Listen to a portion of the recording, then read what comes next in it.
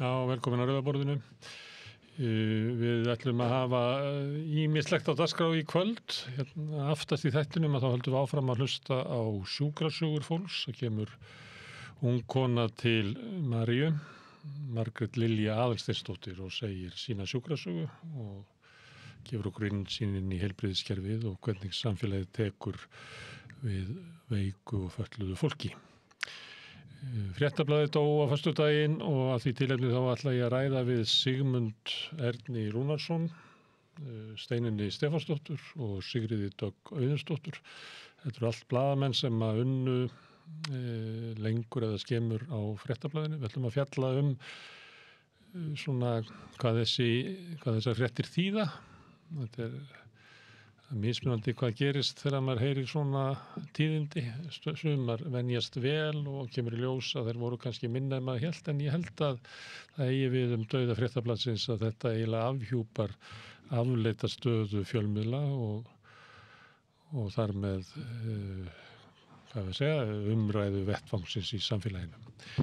Í síðustu viku kom líka fjármálaáætlun frá ríkisstjórninni, búið að bíða lengi eftir henni og hann hefur verið seinkað og voru mikla væntingar að þar kæmu fram lausnir til þess að berja niður verðbólgu, líka til þess að bæta því fólki sem að harðast hefur orðið úti vegna verðbólgunar, hefur orðið fyrir mestri kaupmáttaskerðingu og þarf á mestri aðstóð að halda, en ég held að sjá að segja að það við fáir tekið þessari fjármálaáætlun vel. Það eru enginn nema ráðherrarnir.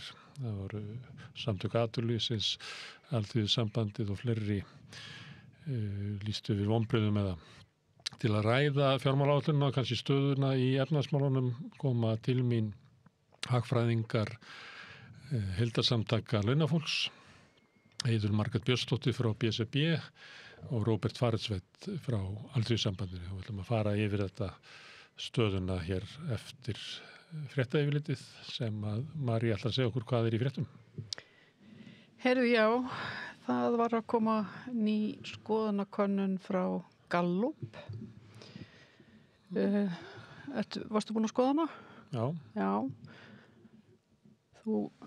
Sko, það er ekki mikil breyting á þessu könnunum, en það sem að það hefur ekki mælst lægra samanlagt fylgi ríkisstjórnarflokkana.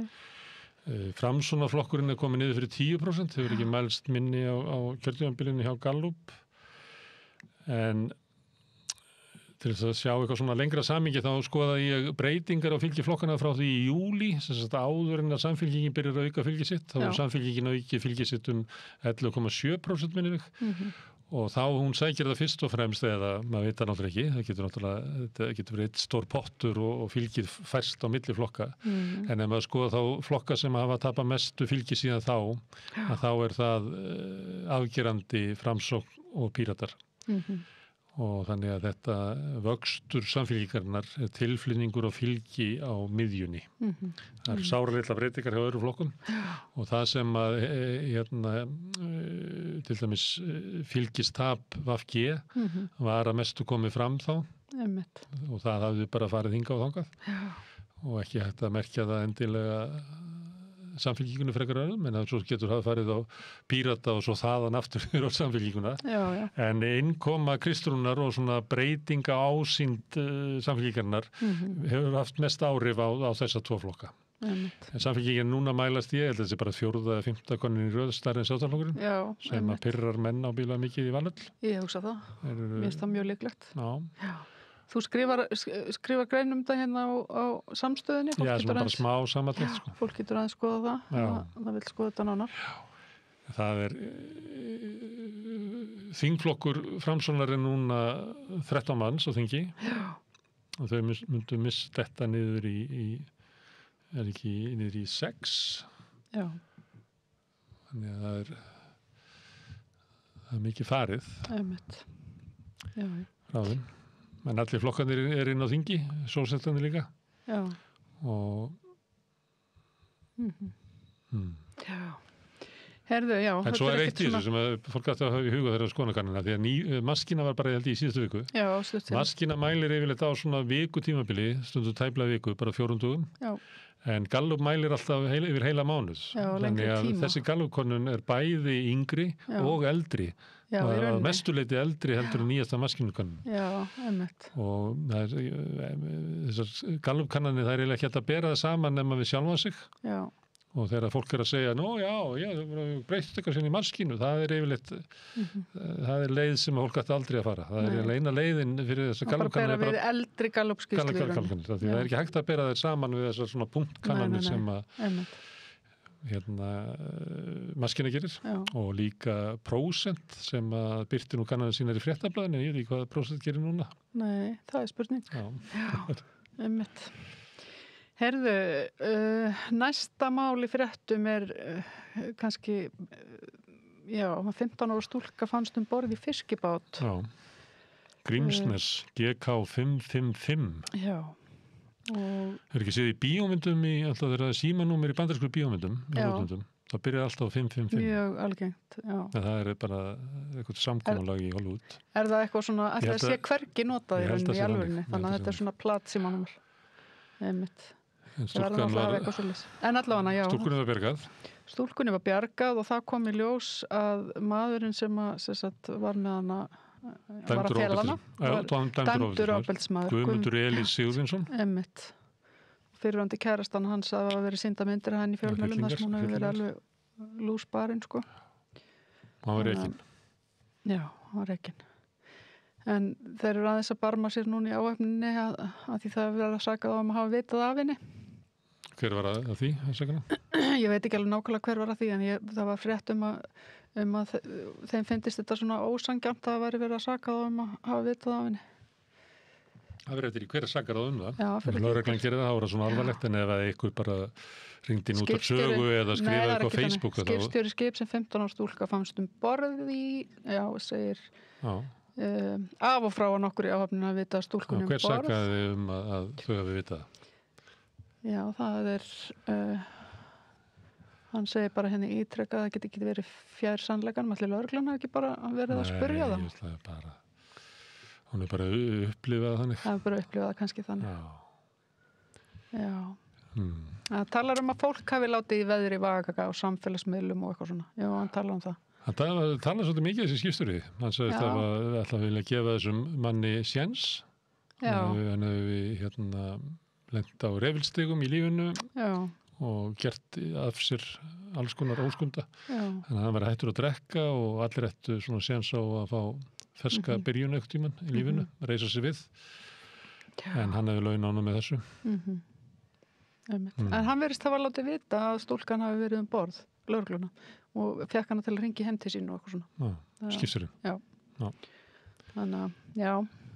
Ég meðist að hann kom bara ágætt út úr þessu og það hann upplifið sig að hann sé sakar eitthvað, ég meðan okkur var að vita hver var að saka þetta. Það er munur á því ef að þú ert kallaður illu nöfnum á Facebook, það er bara þannig það bara. Þetta munur á því, já, það er að saka það um eitthvað. Ótrúlegur hópur á Facebook sem er bara saka alla um eitthvað. Já, og bara Já, það er náttúrulega bara tröll á Facebook út um allt. Já, og maður veit ekki hvort að fólk hugsi, eða sé að gera þetta í einhverjum tilgangi annað en að, maður tekið læginu þannig að spread a little happiness as you go by. Já. Það er mjög fallegt lag. En sumir eru bara þannig að þeir eru bara spread a little boringness as you go by. Ég veit það. Það eru bara að vera leiðilegir. Já, og það getur ekki alltaf látið að fara með sína líðan vanlíðan annara, Nei, Þannig ef ykkur er þarna og það eru á hverjum tíma örgulega 15% af þeim sem eru á Facebook eru bara ekki í sambandi, eru bara af einhverjum ástæðum að dreifa leiðendum í kringu sig. Já. En ég held að fólk eigi ekki að taka það mjög nærri sig, Nei, einmitt. Þú verður aldrei hamingjusum ef að krafan er svo að allir tali vel þau á Facebook. Nei, ég hugsa ekki, ég held að það sé mjög slæmt að þú ætlar að fara að láta stjórnast af því hvað Facebook segir eða fólki á Facebook. En ég er alltaf svolítið svag fyrir svona þegar menn er að gefa einhverjum sem hefur rasað. Að gefa einhverjum séns. Já. Ég meðist alltaf. Einmitt. Ég er ekki Já, ég er erfitt með að skamma menn fyrir það. Já, einmitt. Já. Herðu, Svo næsta mál á dagskrá. Það hefur verið deilt á auglýsingum bestu deild karla og kvenna. Já, það var eitthvað sem að mældi það með skeiðklukku Já, og það eru 14% af auglýsingunni, það eru konur einar í mynd og 48% auglýsingur eru karlar einar í mynd. Já, einmitt. Við viljum fá meiri jöfnuð í auglýsingar. Já, einmitt. Það er náttúrulega bara, já, þetta er náttúrulega bara endurspegla svolítið hvað er sett í af fjármagni í kalla og kvennalið. Já, en svo náttúrulega lengri hefð fyrir kallaboltanum. Hann eru fleiri sem mæta á völlin og fleiri sem horfa á þetta í sjónvarpi. Þetta er svona Harrison Ford bíómynd, sko. En svo er spurning líka hvort að það eru fleiri sem horfa á það líka af því að það fer meiri auglýsing í kallana en konunnar. Já, hvað heldur þú? Ég veit það ekki. Maður veit ekki hvaða áhrif það hefur. Það hlýtur að hafa einhver áhrif. Bara eins og auglýsingar almennt hafa áhrif. Já, ég er alveg klárlega ef að það bara sjást ekki konur, þá er það þannig. Já. En ég veit ekki stundum. Það er ekki hægt að auglýsa eitthvað sem að ekki, það er eiginlega eina leiðin til þess að auglýsing virki, að auglýsa eitthvað sem á uppleið, sko. Ef þú auglýsa eitthvað sem að bara á niðurleið eða liggur flatt, það er eiginlega alveg sama hvað auglýsi, sko, það hreyfist ekkert, sko. Ég hef þá trú, sko. Ég hef ekki trú á því að, sko, auglýsingar stýra okkur, sko. Nei. Heldur að kók sé, heldur að kók sé gott á bragðið? Coca-Cola? Held ég? Já, ég held að. Og þá verka auglýsingar. Því það það ekki gott, sko. Nei. Það er bara búið að auglýsa það. Það er alveg rillilega vont. Það er svo sultað með negulbræði. Já, ég meina, það held ég að væri mjög gott, sko. Sultað með negulbræði. Það negull í kók. Já. Ég fíla negul, sko. Það negull er mikið indversku mat. Það er kannski þessna sem ég finnst kók gott. Við reyndum að búa til kók heima. Já. Það var svona þegar maður pínlítil. Þá voru að reyna að búa til svona ýmislegt. Já. Þá man ég, það var negull í kók, sko. Já. Voru þið þá með einhverju uppskrift? Og ef þú veist að það er negull í, þá finnur þú bragðið, sko. Já. En næstu þú smakka kók, þá myndu finna það negull í. Já, einmitt. Það er meira heldur maður gæti, eða virkilega hugsa hvernig þetta er. En negull, sko, þetta er svona jólabragð. Ég veit það. Þetta er rosa gott. En þetta er kók, ef þú bærir í því að það er svona frekar vetrar stemming í kók. Já. Þetta er ekki vordrykkur. Hann bragðist þessu vetur. Þetta er bara, þessna eru líka, maður hugsa hann að skemmtilegu kókauglýsingarnar bara og allt þetta. Ég veit ekki, hvað er kókauglýsa núna? Einu sinni var það að væri raunverulega líf. Já. Always, er það ekki núna? Jú, eitthvað svo leys. Ég veit ekki samt. Ég horfi svo lítið á kókauglýsingar. Kók á alltaf við. Það er aðalega sem maður sér kókauglýsingar þegar maður verið í bíó. Já, ok. Eitthvað það sem verið að höfða til ungs fólks. Já. Og í kók allir, sko... Já, yngsta barni mitt skilur ekki okkur mér finnst kók gott. Þannig að það Þú finnst það kók gott? Já, þú sagðir það. Já, ég sagði það. Og þú alveg viss. Heldur það sé búið að heila þig? Nei, ég held ekki. Það sé raunverulega gott. Ég, sko, mér fannst það aldrei neitt sérstakt, sko, en ég er farin að drekka það mjög mikið nú orðið. Já. Þannig ætti ég ekki að fá prósentu núna frá Coca-Cola. Ég drekk svolítið kók. Sérstaklega það er mist popcorn og mist þá drekkjum að kók. Já. Það er svona ímið þannig. Það er svona, búið að heila þóðið að það fari saman. Ég byrja að drekka kók aftur, sko. Ég var Þú ert búin að fara of oft í bíó. Áratugir sem ég drekki ekki kók. Herðu, næsta mál á dagskrá. Edda Falag er hætt á heimildinni. Já. Án þess að það komi fram yfirlýsing. Heimildi vill ekki segja. Hvað finnst þér það?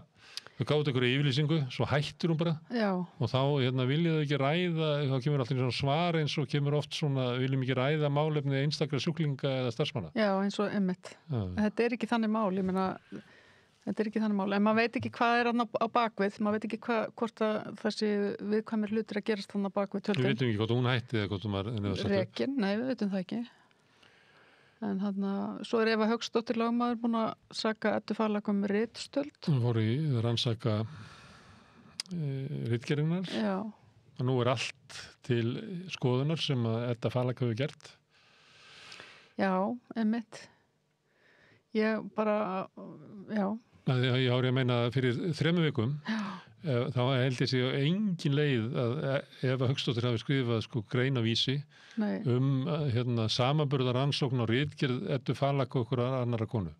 Nei. Það er bara þegar það út komið þarna Já, já. að þá allt í einu má bara Það byrja ræða allir, þá er bara skotlefi eða veiðilefi á þig. Já. Já, það er svolítið þannig. Já. Það var grein líka vísi hérna, sem er annar hérna, hvað heitir svona, hlaðvarpari Já.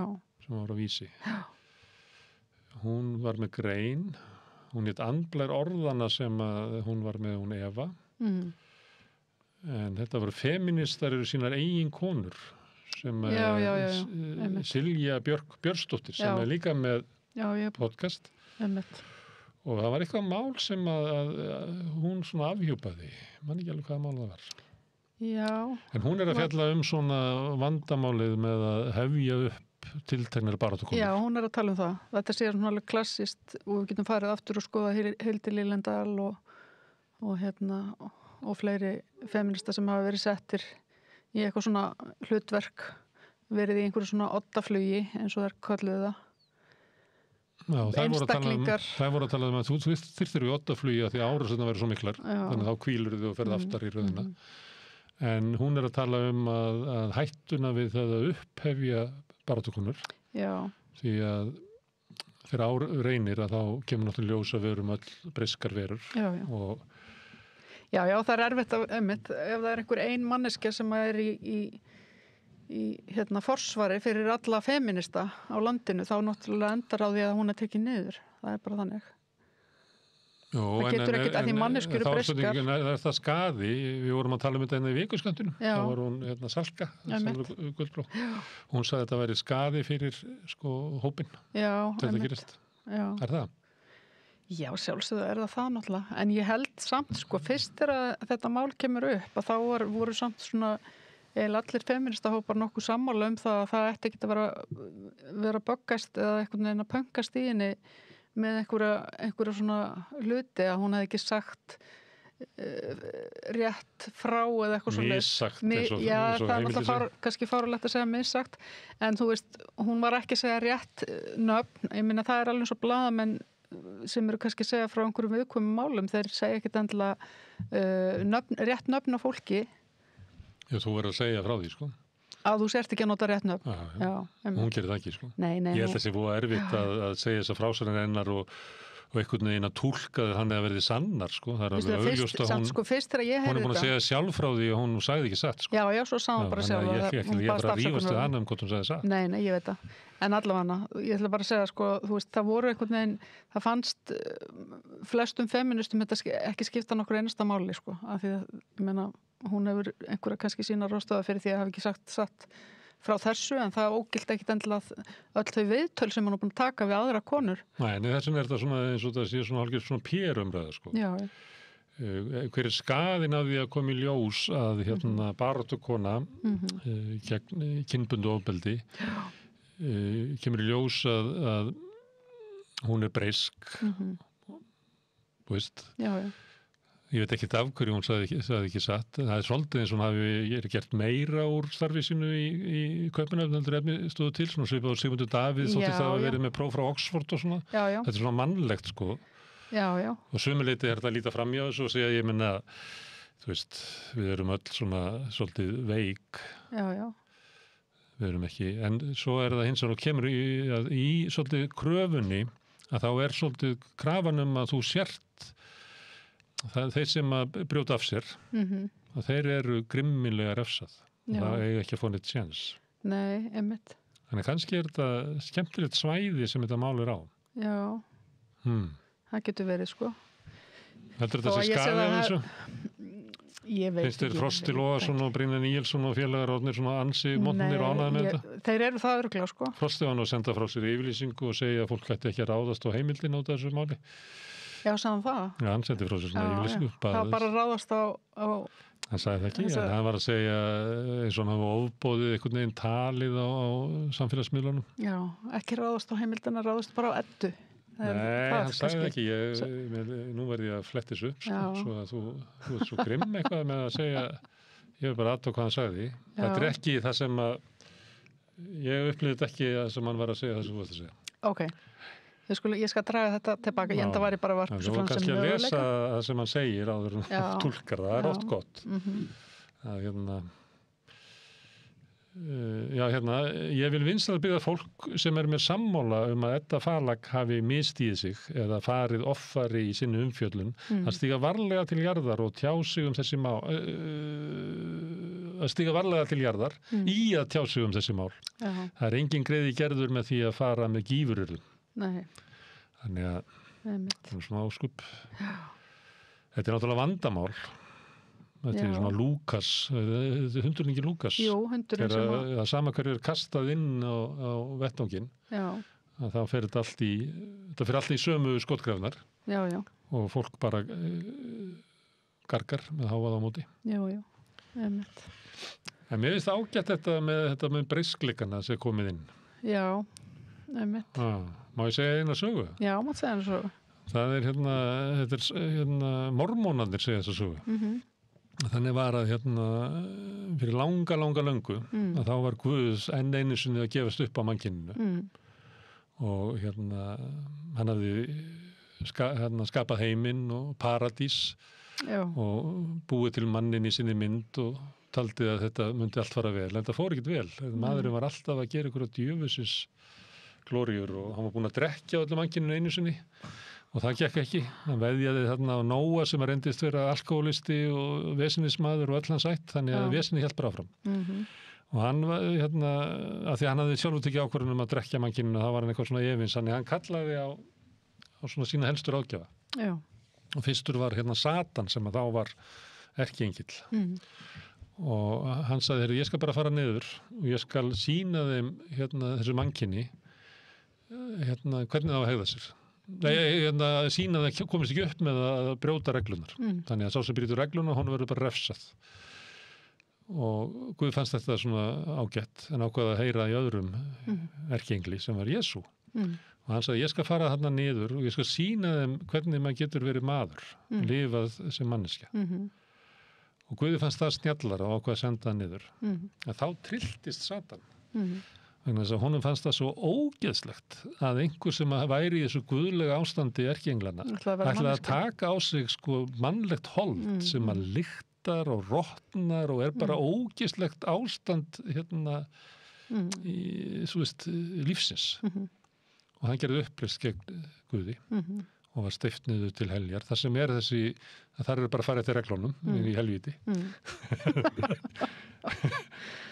Já, þetta er svona. Hverju lærtum við þess að sögu? Það er að við erum náttúrulega í tiltölulega umkunnaverðu ástandi við manneskjurnar. Við erum ekki guðlegar verur og ef við ætlum að reyna að vera guðlegar verur, hvort sem að einhverju aðrir hefji okkur upp eða eitthvað, þá munum við náttúrulega bara brenna og eða steipast niður. Þá kemur í ljós að við stöndum ekki undir því að vera fullkomin.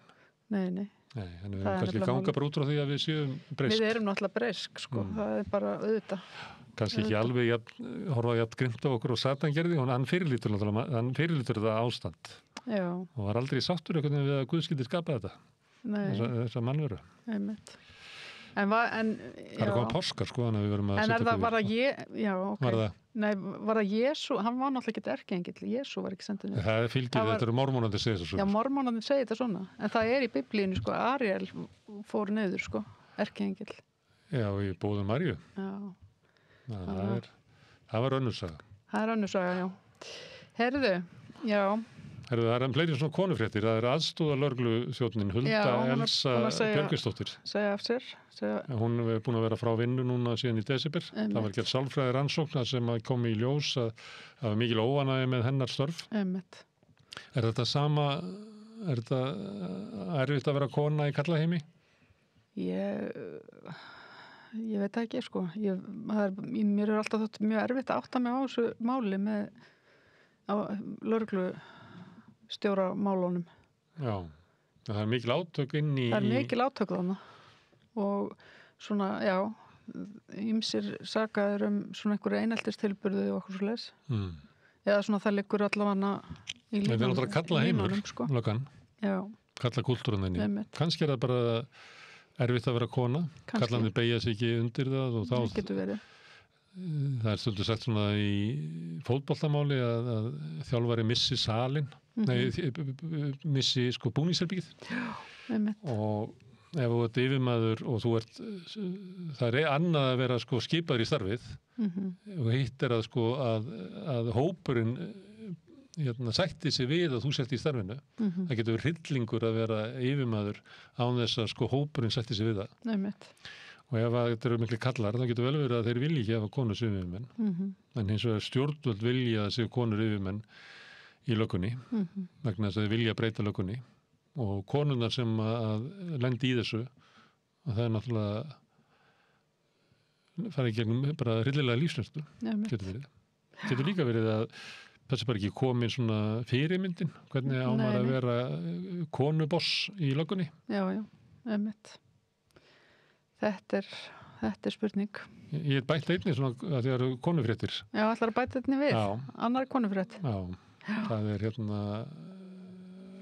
Sanna Marin sem hefur verið fyrirmynd kvenna út allan heim. Já, í Finnlandi. Já, í Finnlandi. Hún vann ekki kosningarnar. Heldur voru það bara einhver kallplebbi, hægri maður og svo kona sem er yfir formaður Sannra Finna. Já. Sem er svona léttfasískur mannúðarflokkur. Allavega miðflokkurinn, sko. Já. En Sanna Marin var oft spyrt saman við hana á Nýja-Sjálandi og Katrínu Jakobsdóttur. Það eru alltaf svolítið líkar, svona dökkarar konur og það eru þetta yngri en Katrín, sko. Já, þær voru spurðar þegar þær hittust, hvort þær væri að hittast af því að þær væri á svipuðum aldri og þær voru ekki mikið saman með þá spurningu. Það væri svona svipað og að spurja svarta mann hvort það þekkti ekki alla svarta menn í Ameríku. En það eru rosalega margir sko þjóðhæfingar og þú gerði grein fyrir því einhverju svona karlmenn sem eru mjög svipaðir. Þeir eru ekki spurðið þessu. Það er enginn sem að tala það í fréttum. Og reyndar það sko, ég man til dæmis að fórsetið Kína segir að fórsetið Rússlands er besti vinur sín. Já, en núttast nú út úr, sko, þú voru að það. Nei, ég segi það hefur komið fram og jú. Manstu þegar Bush, eða var ekki Bush sem að fór hitti Putin og sagði ég horfði í augun á honum og ég vissi að þetta var maður sem getur treyst. Það var svona brómans, þetta er bara mjög algengt, sko. Og eitthvað svona sérstakt samband talandi á Bush og hann Tony Blair létu alltaf eins og væri svona bara leiðin að fara saman í bíó eitthvað. Já, það var enginn sem spurði og eru þið svona góði vinnir af því þið eru jafnaldarar? Nei, en Blair og Bush voru spurðir svona. Það var svolítið látið eins og væri svona vinir, sko. Sem að kannski voruð vinir, ég veit ekki það. Kannski, einmitt. Það var sagt Sönnu. Já. Þegar það komu þeir eru kosningar og kom allir fréttamenn hérna og þar á Evrópu og maður sá það að var sýnt eitthvað viðtal við svona fréttaskýrenda finnskan sem var leiður á þessum spurningum og hann sagði eitthvað svona þið verið að gera eitthvað grein fyrir því að það má vera að Sanna sé vinsæl í Evrópu en hún er það ekki í Finnlandi. Nei, af því að sömuleyti þá förum við oft illa með stjórnmál annar landa, við Íslendingar þekkjum það náttúrulega, þegar við verðum að skrifa eitthvað íslensk stjórnmál. Já, sem að við getum ekki kvittað undir. Nei, eins og við höfum sett okkur nýja stjórnarskrá og gert fangelsa alla bankakallana og hér eru bara paradís fyrir konur. Já. Alls konar svona hlutir. Þannig að Finnarnir hafa svolítið lent í þessu og það að ung kona sem er forsætisráðherra, hvort sem er Nýja-Sjálandi eða Finnlandi, það náttúrulega býr til svona, það er svo mikið löngun yfir að þetta verði góð saga, að góða saga verður til út allan heim og svo náttúrulega kemur í ljós að hún náttúrulega stendst ekki alveg. Svo við komum nú aftur að Satan og Jesú þeirri sögu. Er ég að tefja þig með það kannski næsta frétt er að erlent fólk og innflytjendur, fólk með erlenda bakgrunn er að upplifa fordóma á vinnumarkaði. Já, þetta er nú margsins komið fram við rauðaborðið í viðtölum okkar við innflytjendur. Þau sækja vinnu og er bara ekki svarað. Og sumir einhvern veginn reyna að fela nafnið sitt og þetta er ekki bara erlent fólk eða innflytjendur. Þetta er þetta annar kynslóðar innflytjendur og svo bara fólk með útlenda eftirnafni sem að er þetta er annars vegar það fólk með útlenda eftirnafni eða rangar kennitölur.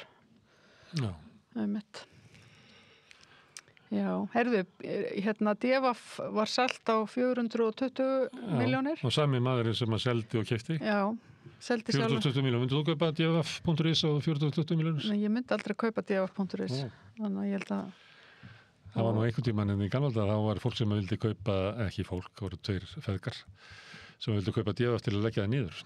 Já, heyrðu, eitthvað ramma mig í það. Já. En 420 miljónir þarf fráleitt verð fyrir df.is. Ástæðan er alltaf svo að Helgi Magnússon, hann hefur örugglega lánað Torg mikla peninga og þeir náttúrulega, nú er þetta farið í þrot, þannig þeir munu tapast. Þannig að honum munar ekkert hvort hann sko kalli á verðmiðanum sko 420 miljónir eða 600 miljónir. Hann reynir bara að hafa þetta sem hæðst. Í vonum að bústjóri muni ekki rifta þessu kaupum milli skildra aðila sem að mér finnst að bústjórin ætti að gera. Þess að þótt hann fengi bara 10 miljónir annars þar, þá er það nýjir peningar sem koma til skiptana en hitt er bara verið að lækka skuldir Helga sem að hvort sem eru glataðar sko.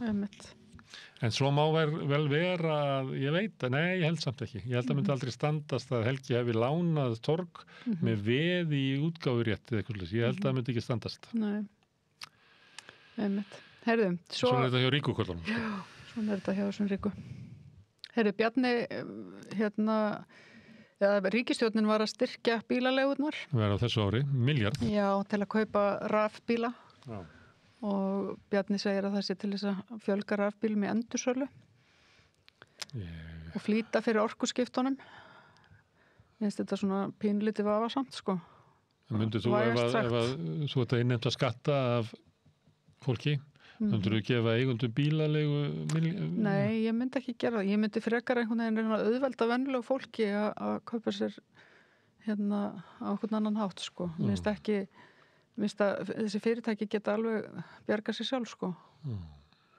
Þú getur sett líka lög á þingi sagt að þau megi bara kaupa sér rafbíla. Það er bara þeir sem að geta ekki fundið business út úr því verða bara hætta. Já, ég meina þetta gera allt mögulegt. En það er eitt sem er í þessu sem er tengt þessu að það er í fjármálaáætluninni. Þá er kynnt að eina breytingunum í tekjuöflunni er það að nú á að fara að innheimta gjöld á rafmagnsbílum. Þannig að það voru gefnir inn afslættir. Og fyrst voru gefnir inn afslættir og þá keypti forstjórinn bílinn á miklum afslætti. Fékk gefins frá ríkinu kannski 2-3 milljónir. Og svo fóru allir forstjóragangurinn og keypti sér Tesla líka.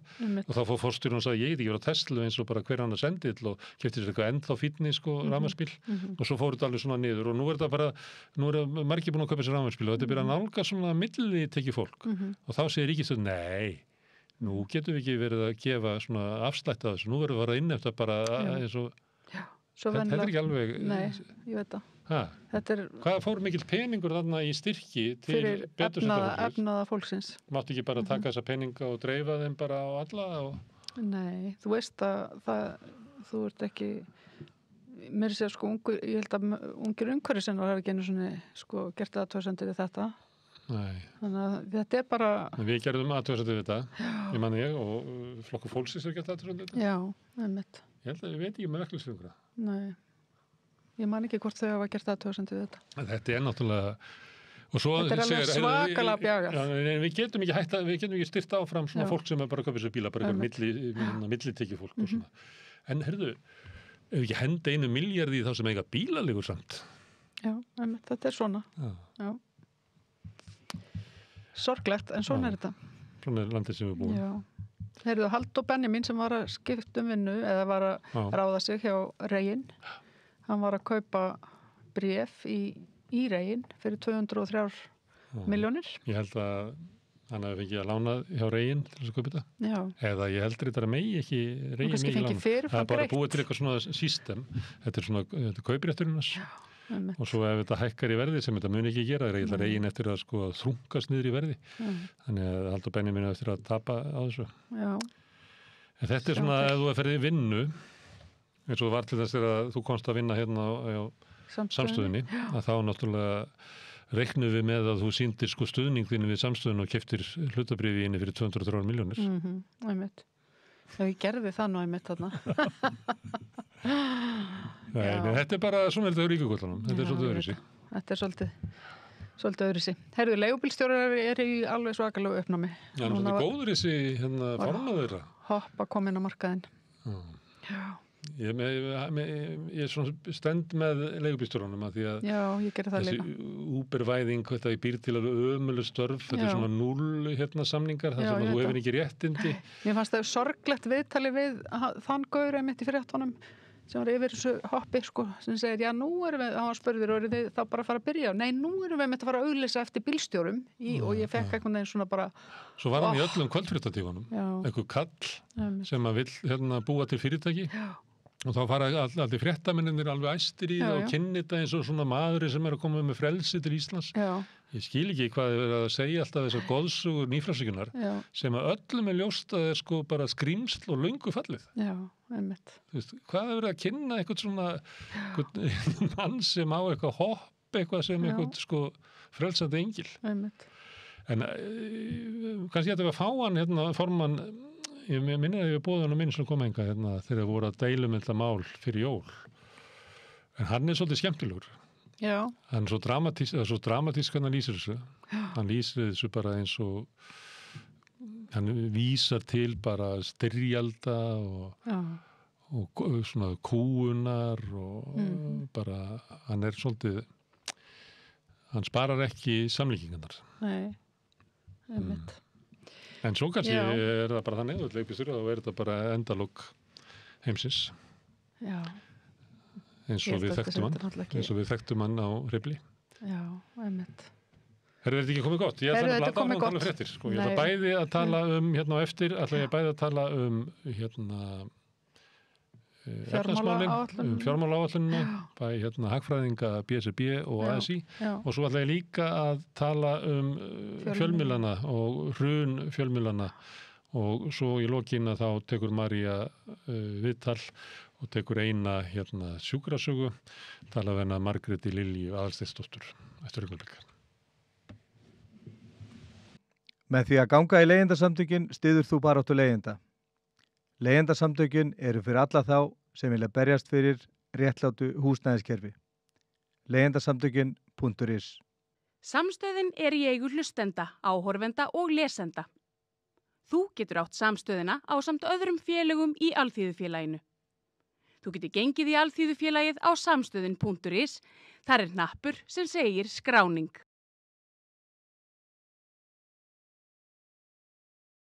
Við ætlum að ræða fjármálaáætlun ríkisstjórnarinnar sem að náttúrulega dregur fram hver er efnahagstefna ríkisstjórnarinnar á háskalugum tímum, verðbólgu og svona óvissu í efnahagslífinu. Og til þess að ræða það eru hingað komnir hagfræðingar aðila vinnumarkaðarins.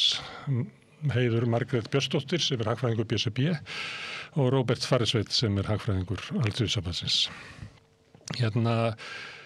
Maður fylgdist með því þegar að fjármálaáætlun var kynnt að ég held að væri ef þetta væri bók eða eitthvað slíkt það var þetta að segja að þið fikk dræmar viðtökur. Það var eiginlega, það fannst enginn í fréttunum sem var ánægður með þetta nema kannski ráðherrarnir. Er þetta frekar aumt? Já, góð spurning. Þannig síðan með að við svona væntingarnar sem voru svolítið settar upp að hér var að koma fram fjármálaáætlun sem ætti að fara að miða því að draga úr verðbólgu og svona þær væntingar sem voru svona málaður upp þá er þetta fremur dræmt. Það eru ekki kynntar neinar sérstakar aðgerðir sem hafa áhrif á verðlag á þessu ári.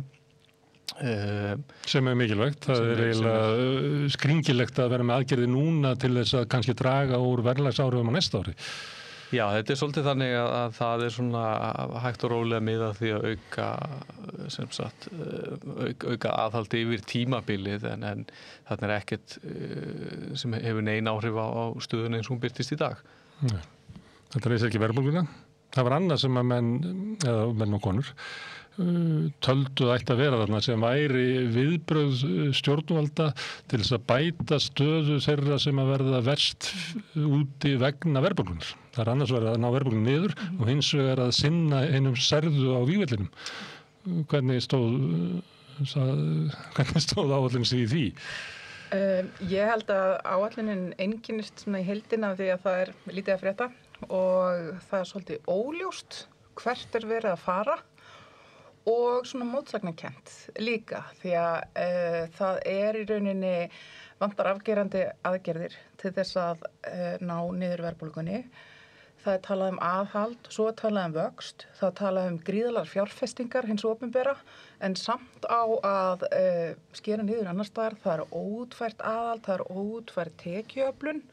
Þannig það ýmislegt sem óljóst og í sjálfu sér mótsagnakent og ég held að það sem var svona mesta eftirvæntingin myndi eins og þú nefnir stótti þess að það myndi koma einhverjar aðgerðir fyrir þessa tekjulága hópa og það var ekki. Þannig að ef maður svona rennir í gegnum áætlunina og þá hún fjallar í rauninni ekki fólk. Hún fjallar svolítið svona bjúrokratískar tölur og að það, ef ég sagt nógu oft að eitthvað sé til þess að stemma stigum við þenslu, þá hlýtur það að gerast. En það hins vegar, það vantar aðgerðir fyrir fólkið. Og það sem hefur verið bent á, ef við færum yfir það ein leið til þess að skoða fjármálaáætlunina, ef það svo fátt sem nýtt í henni, þá hægt að skoða það sem hefði mátt verið í henni. Sem veldur því að fólki finnst þetta sund. Hvað það sem ætti að vera í henni en ekki? Í framhaldið sem Heiður segir, þá hvað ætti að vera í henni, þá í fyrsta lagi í ýmsum atriðum þetta bara svona frestað. Óútfærð ráðstafanir, óútfærð tekjuöflun, það talað breytingar á hækkun og veiðigjöldum, það ekkert að bara inn í nefnd, býður seinni tíma. Það dæmi.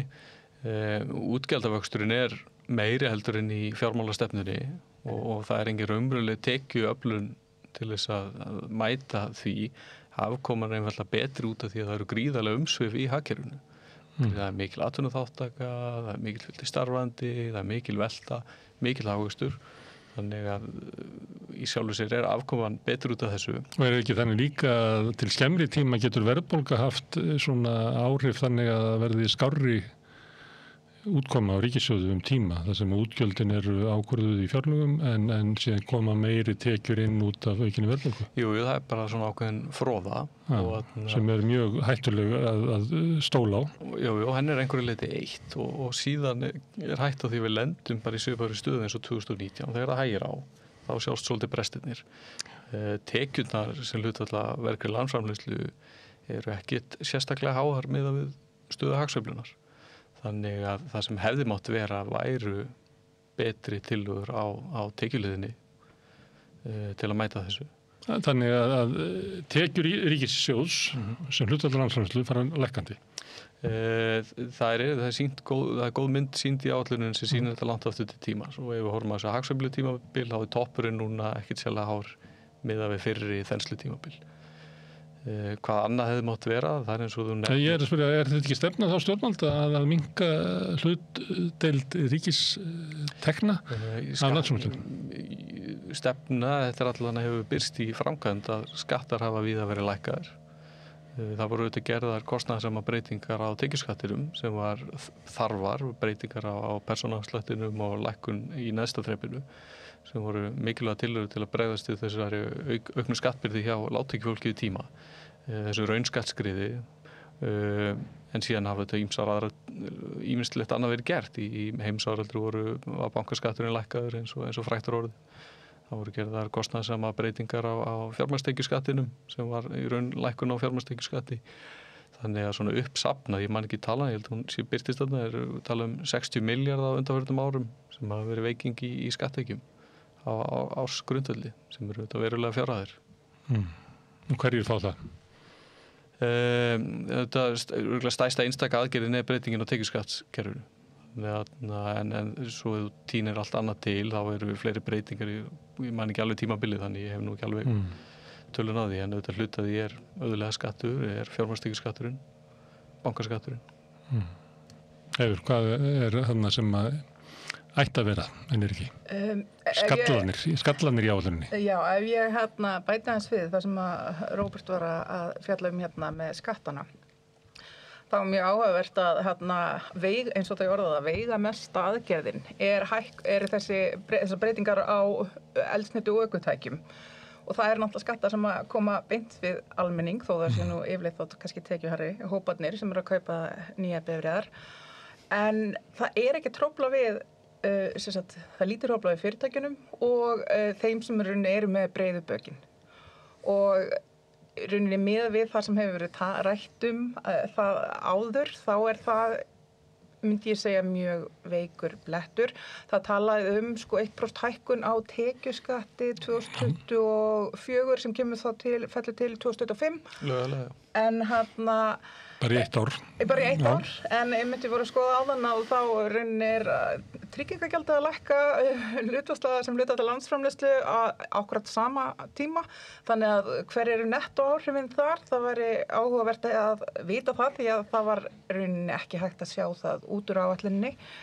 Aðrir veikleikar, við langar mér sérstaklega að nefna barnafólk. Það ekki verið að breyta eða hækka fæðingarorlofið sem búið að standa í 600.000 frá því 2019. Og þetta sama fólki sem að fær síðan börnin komast ekki inn á leikskóla og að framlengja orlofinu kannski upp í 1,5 til 2 ár. Þetta hefur neikvæð áhrif á barnafólkið og svo hefur þetta yfirleitt þá neikvæð áhrif líka á konur af því að það yfirleitt þær sem þá taka lengri tíma frá vinnumarkaði. En þessi sem hafa kennt sem hækkun á sköttum á fjármagns- og fyrirtækjaeigendur sem 1% hækkun á tekjuskatti fyrirtækja. Hvað þetta veiga mikil fyrir þá sem ekki eru að gera upp fyrir fyrirtæki dagsdaglega? Nú erum við ennþá undir því sem tekjuskattur fyrirtækja í nágrannalöndunum. Þetta ég held að sé kannski lægra á Írlandi. Þetta miklu lægra heldur en í Bandaríkjunum, lægra heldur en á öllum Norðurlöndunum. Hvað þetta? Þetta veiga mikið?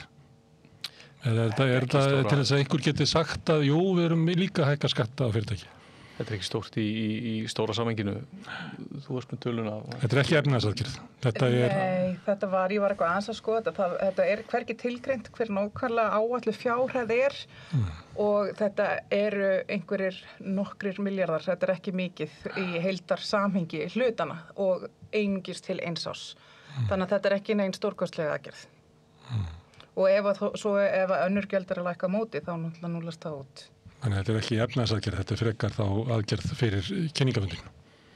Sko það sem að fjalla var á kynningunni, þá voru tilgreind nokkur atriði. Það voru eins og til dæmis þetta með hækkun á tekjuskattinum, útvarslánaveiði gjaldinu og fleiri þættir. Ef þú lest fjármálaáætlunina þá þetta nánast allt óútfært. Þannig að þú færð ekki heildarmyndina á hvað þetta þýðir og áttfarlegandi erfitt með að meta heildaráhrifin og heildarstöðuna af því að það vantar svo mörg púsl inn í heildarmyndina.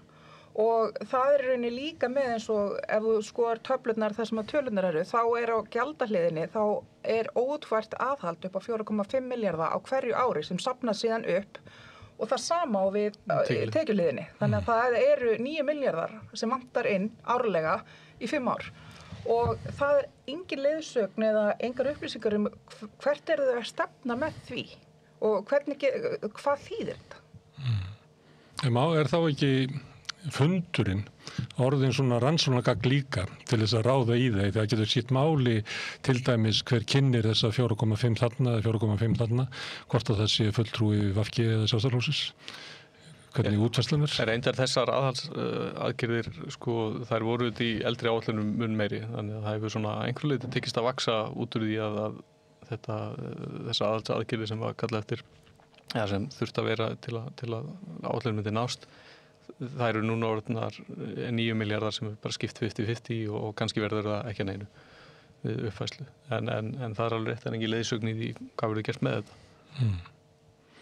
En nú þetta viðkvæmir tímar og þeir eru hagfræðingar og hagfræði var einu sinni pólitík og hagfræði voru óaðskilðar systur.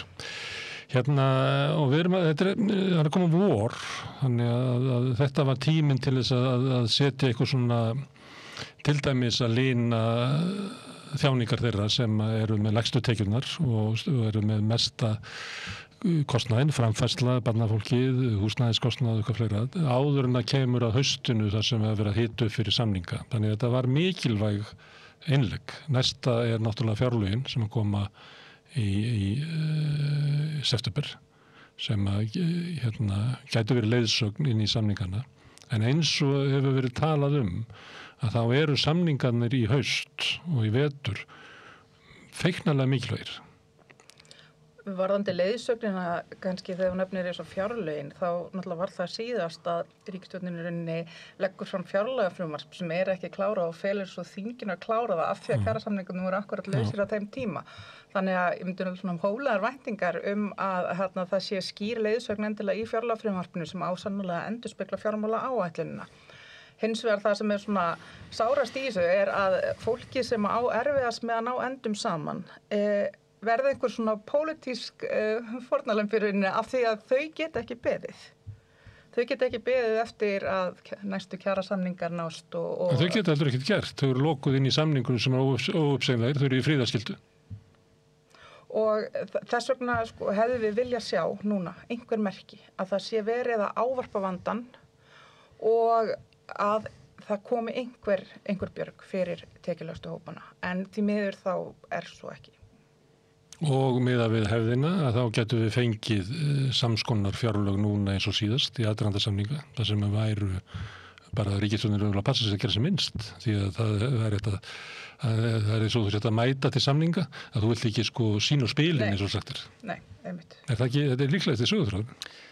Það er svo sem ekki góð nálgun þykir mér að það hefði þetta þurft að sína aðeins einhverja stefnu sem snýraði hvernig þú vilt tækla stóru vandamálin, tækla húsnæðismarkaðin sem dæmi.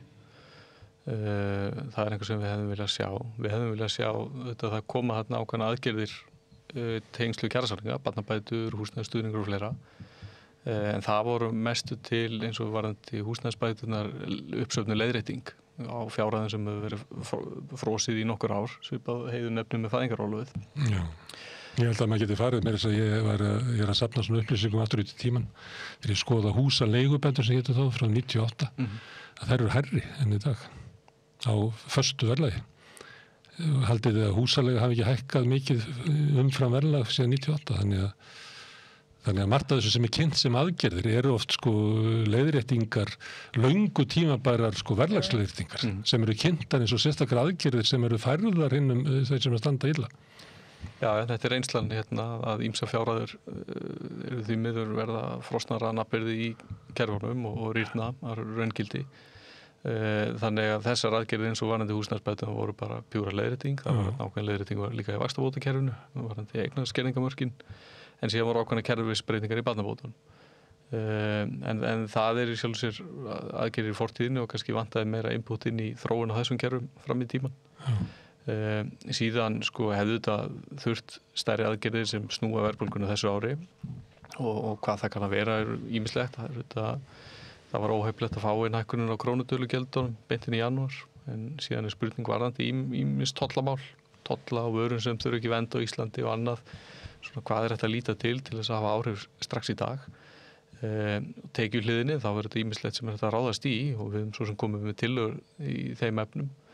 Sem snýraði þá að efla tekjustofnana, hvort sem eru þá veiðigjöld, varðandi breyting á fjármagnstekjuskattlagningu til að takmarka tekjutilflutning sem er bara ákveðin kerfisbreyting sem er í takt við það sem gerist á Norðurlöndunum. Ferðaþjónustan, það er enda kynnt inn gjald á skemmtiferðaskip en við teljum að það hefði mátt ganga lengra í því og bara innleiða komugjöld.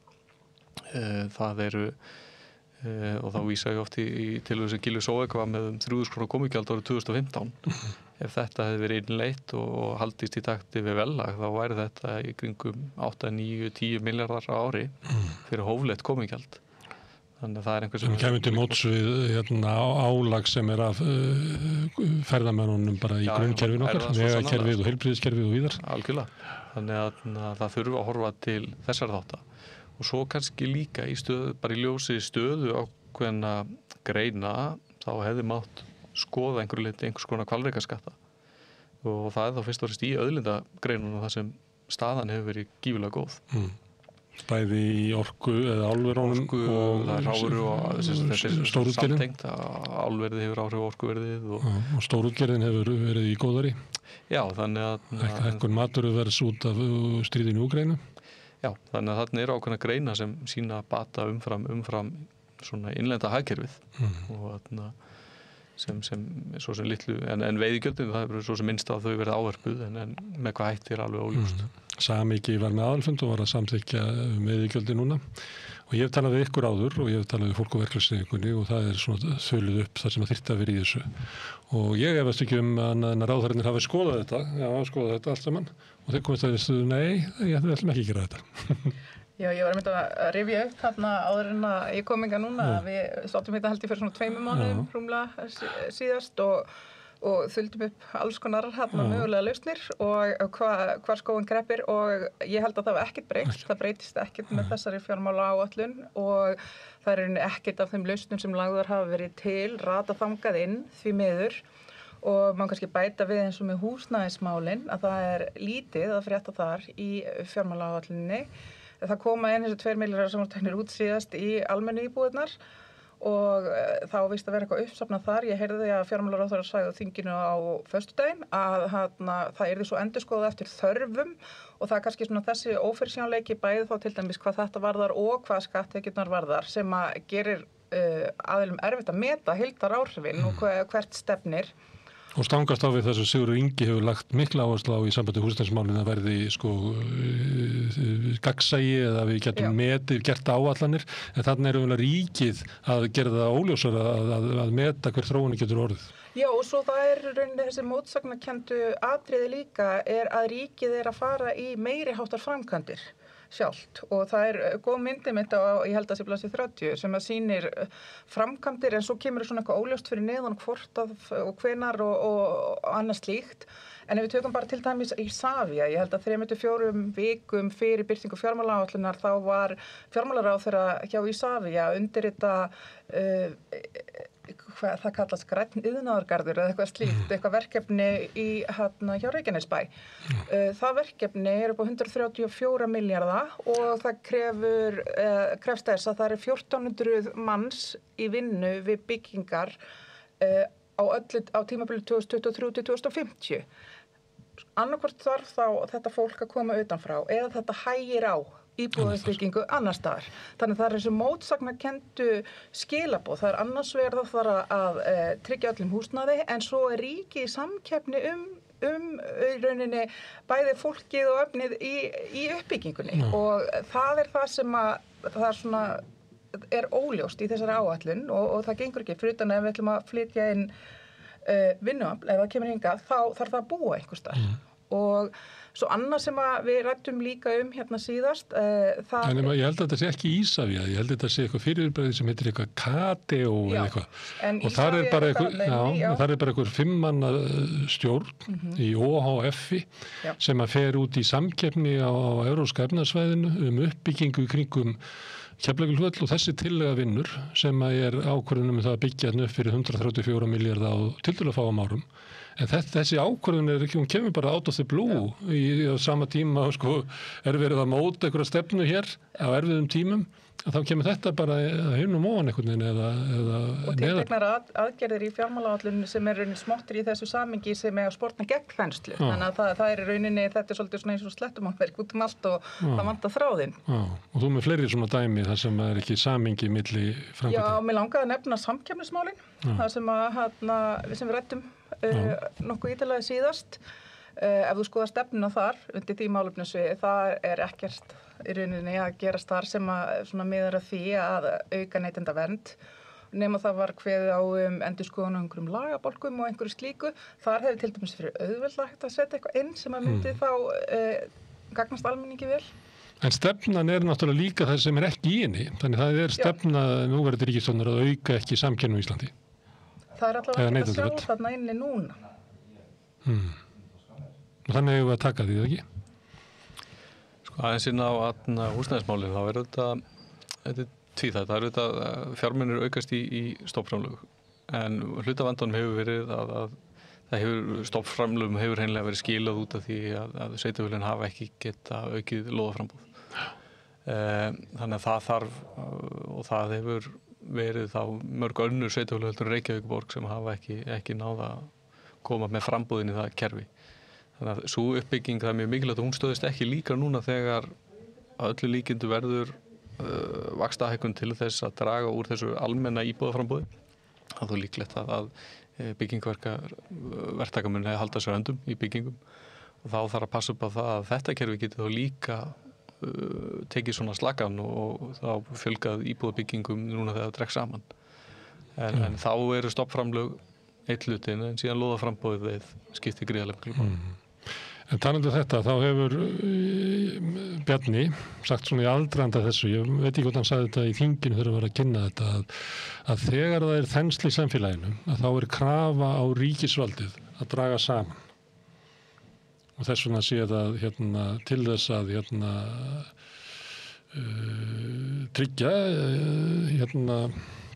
hvað heitir þetta, stöðuleika, að þá er þetta tíminn þar sem að ríkið dregur saman.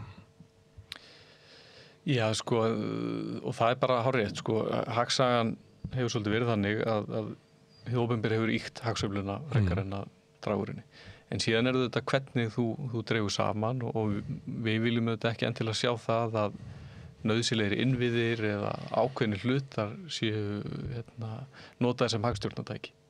Að velferðarkerfið eða hagur heimila eða heilbrigðiskerfið og svo framvegis verði svelt á meðan við erum að stjórna hagsveiflunni.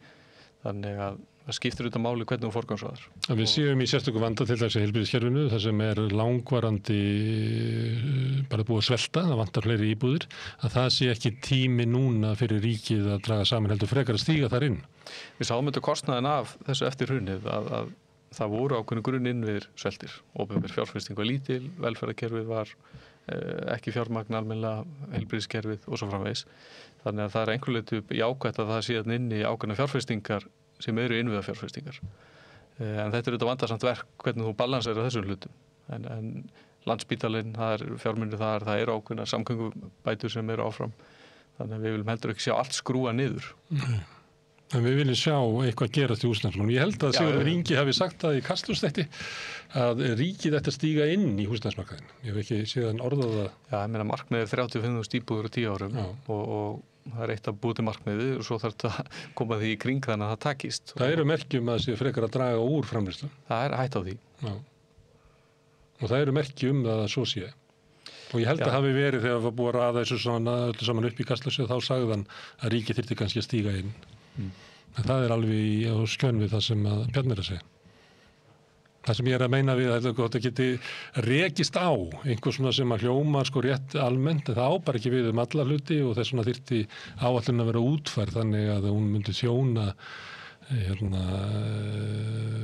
barðunum við verðbólguna en líka húsnæðisstörf almennings. Já, ég held að sé algjörlega því að við skoðar fjárfestingarnar þá er þetta í rauninni, þetta eru betri samgöngur og vegaframkvæmdir og svo eru komnar miklar áætlanir orkufyrirtækin þurfa að fara í uppbyggingu, svo er það Ísafjörður og auðvitað Landspítalinn. Það er rætt svolítið að 2024 sé krítískt ár og það þurfum svona sérstaklega að halda sér höndum þá. Þannig að maður hugsar sko, væri hægt að fresta einhverju frekar þetta sem var smotterí sem var frestað við byggingu og annars slíkt sko. Það er engin áhrif á heildarsamhengið. Þannig að hvort að það væri hægt að forgangsraða þá í tíma þó er sér ekki algjörlega slegið varanlega af til þess að ef við erum öll og raunverulega í þessu saman og það er svona ákveðin kontrastar við það sem að stjórnmálamenn nota að vaxa út úr vandanum þegar við erum í rauninni of mikla þenslu og mikinn hagvöxt og við erum í rauninni að reyna að hægja aðeins á hagkerfinu en samt erum við að vaxa út úr vandanum þannig að við þurfum svolítið að kannski að stilla saman hljóð og mynd svo þetta gangi allt saman upp. En getur verið erfitt bara að ná því saman eða ekki? Jú, klárlega. Klárlega getur það verið erfitt, en hins vegar það Þú nefnir orkuna, það er valla svo fréttatími ekki komið fram einhver frá stjórnvöldum en opinbera sem er að segja að við þurfum að tvöfalda virkjanirnar, við þurfum að tvöfalda orkuframleiðsluna. Það sé bara brýnt verkefni. Já, það er sannlega þannig og það er orkuframleiðsla og orkukostnaður hefur verið að aukast hér þó að við teljum að við séum stöndum utan við þessa orkukrísu sem eru á meginlandi Evrópu þá eins vegar hefur það einnig verið hér en svo er þetta náttúrulega snýst líka forgangsröðun og stefnu til hvers þurfa orkuna, hvernig atvinnulíf viljum við byggja upp hér. Við erum að miklu leyti að höfum verið að stóla á ferðaþjónustu sem vinnuaflsfrekar svona láglauna atvinnugrein. Svo erum við núna að líta til hugverkaiðnaðarins og þekkingargreina við eigum að hafa fjölbreytt atvinnulíf, en svona hvert viljum við stefna til framtíðar? Það væri mjög til bóta til dæmis að hafa atvinnustefnu fyrir Ísland, svona, hvert erum við að stefna, og þá hægt að byggja innviðan og styrkja út úr því í staðan fyrir að vera handahófskennt svona eftir í hvernig viðrar hverju sinni. Stjórnvöld tala frekar í svona eins og við sem að fara í mikið uppbyggingaferli á Íslandi, eins og þarna að tvöfalda virkjan á Íslandi, það er líklega stæðsta átak sem hefur verið lagt af stað með á Íslandi.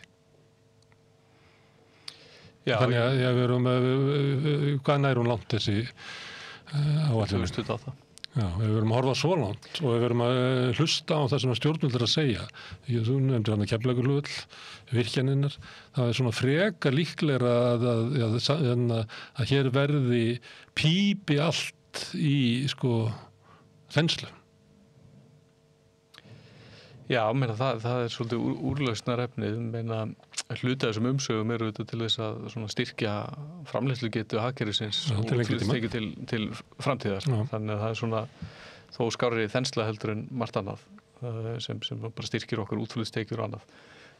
Raforkuinnviðirnir eru mjög víða ekki af góðir hér og þar og höfuðborgarsvæðinu. Þannig að auðvitað er það einhvað sem ekkert endilega getur beðið, bara óörugg raforka mjög víða landið. Þannig að það er bara dæmi fjárfestingar sem er bara gott að sé ekki settur á hold í mörg ári viðbót. Verðum að leysa húsnæðisvandann? Við verðum að gera það. Það þarf átak í heilbrigðiskerfinu.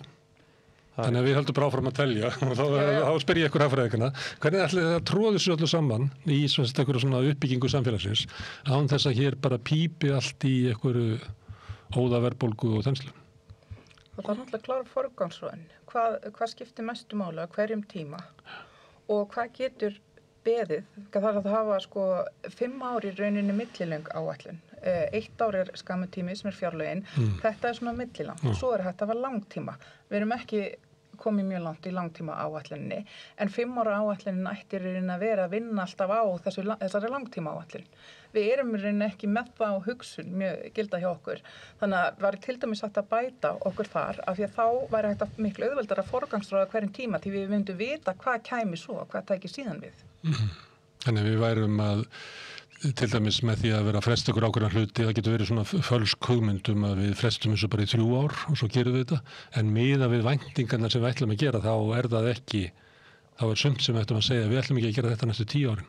Við ætlum ekki að byggja yfir utanríkisráðuneytið eða alþingi eða eitthvað slíkt, ekki næstu 10 árin, því að við ætlum að laga heilbrigðiskerfið, húsnæðiskerfið og við ætlum að byggja upp orku og við ætlum að gera þetta og það er bara ekki pláss fyrir neitt af þessu. Eða iðngarð í kringum Keflavíkurflugvöll, því bara gerði gleymt í 10 ár. Ertu að menna að það við erum að koma samtalin í einhverja svona? Já, það væri eðlilegt að það væri til dæmis spítalinn og uppbygging hjá orkuinnviðunum væri einhvers konar forgangsröðun ef að það væri pólitískur húsnæðiskerfið og húsnæðiskerfið. Síðan væri einhver svona sveigjanleiki með bara hvernig staðan er hverju sinni til þess að gera þá annað eða mögulega bíða. En að það væri einhvern veginn klár forgangsröðun sem að væri byggði á þá einhverju mati á langtíma þörf. Af því við vitum hvernig þjóðin mun eldast. Við vitum, getum áætla gróflega hvernig orkuþörf er til framtíðar miðað við einhverja gefna forsendur hvernig við ætlum að byggja upp atvinnulíf og fólksfjölgun. Þannig að það þarf ekki að koma inn með skömmum fyrirvara og ef til vill á slæmum tíma. Já. Og það þýðir það að við þurfum að eiga samtalið í samfélaginu.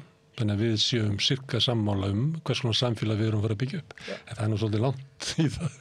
Það er svolítið langt frá því að stjórnmáli sé að fjalla það. Það verður að segjast. Er það ekki? Jú, Heiður nefndi eitt sem er atvinnustefna, sem er bara mjög mikilvægt. Við vitum hvað við viljum vera. Og það sama, það er með hluti þessi þenslu kemur frá mjög hraðri viðsnúningi í ferðarþjónustunni sem við vitum bara er svona í gegnum að því hún er það mannaflsfrek að hún veldur ákveðin svona síþenslu þetta undanfarin ár. Fjöldi ferðamanna og sá fjöldi sem það er starfið henni. Þrýstingur á kerfin, húsnæðiskerfin og fleira. Þannig að svo uppbygging, hún hefur tölur ruðningsáhrif í hagkerfinu. Já, Gylfi Zoëga hefur bent á þetta. Þegar þú ert að segja þetta svona þá man ég ekki alveg eftir að hafa séð svona úttekt á því hverjir ruðningsáhrifin væru. Skýrslan hérna, hver kostnaður okkar við uppbyggingu ferðaþjónustunnar, ég hef ekki séð hann ennþá. Það mætti kannski búa hana til. En þetta aðfluttir umfram brottflutta á Íslandi frá 2016 eru 40.000 einstaklingar. Þetta fólk þarf alltaf að búa einhvers staðar og fá þjónustu. Og það er fyrst og fremst til þess að geta þjónað ferðamönnunum. Þetta hefur valdið sko gríðarlegu álagi á leigumarkað. Já, það er bara, þetta er tölur fjöldi, 40.000 manns. Herðu, Róbert og Heiður, gaman að fá okkur til þess að ræða hérna og ég reyni alltaf að þegja ykkur aðeins svona frá hagfræðinni yfir í pólitíkina, af því að það er náttúrulega ekki hægt að tala um hagfræði nema út frá sko forgangsröðun eins og þið náttúrulega talið og hvernig samfélagi við viljum. Herðu, og við ætlum að snú okkur að næsta máli, það er dauði Fréttablaðsins og áhrif þess á fjölmiðlana og samfélagið eftir augnablik. Er rétt að greiða lágmarkslaun fyrir hámarksábyrgð? Til að manna mikilvægustu störfin þarf mannsæmandi laun. Efling stéttarfélag. Með því að ganga í leigjendasamtökin styður þú baráttu leigjenda. Leigjendasamtökin eru fyrir alla þá sem vilja berjast fyrir réttlátu húsnæðiskerfi. Leigjendasamtökin.is. Samstöðin er á öllum hlaðvarpsveitum. Rauðaborðið, Sanna Reykjavík, Samtal á sunnudegi og helgispjall.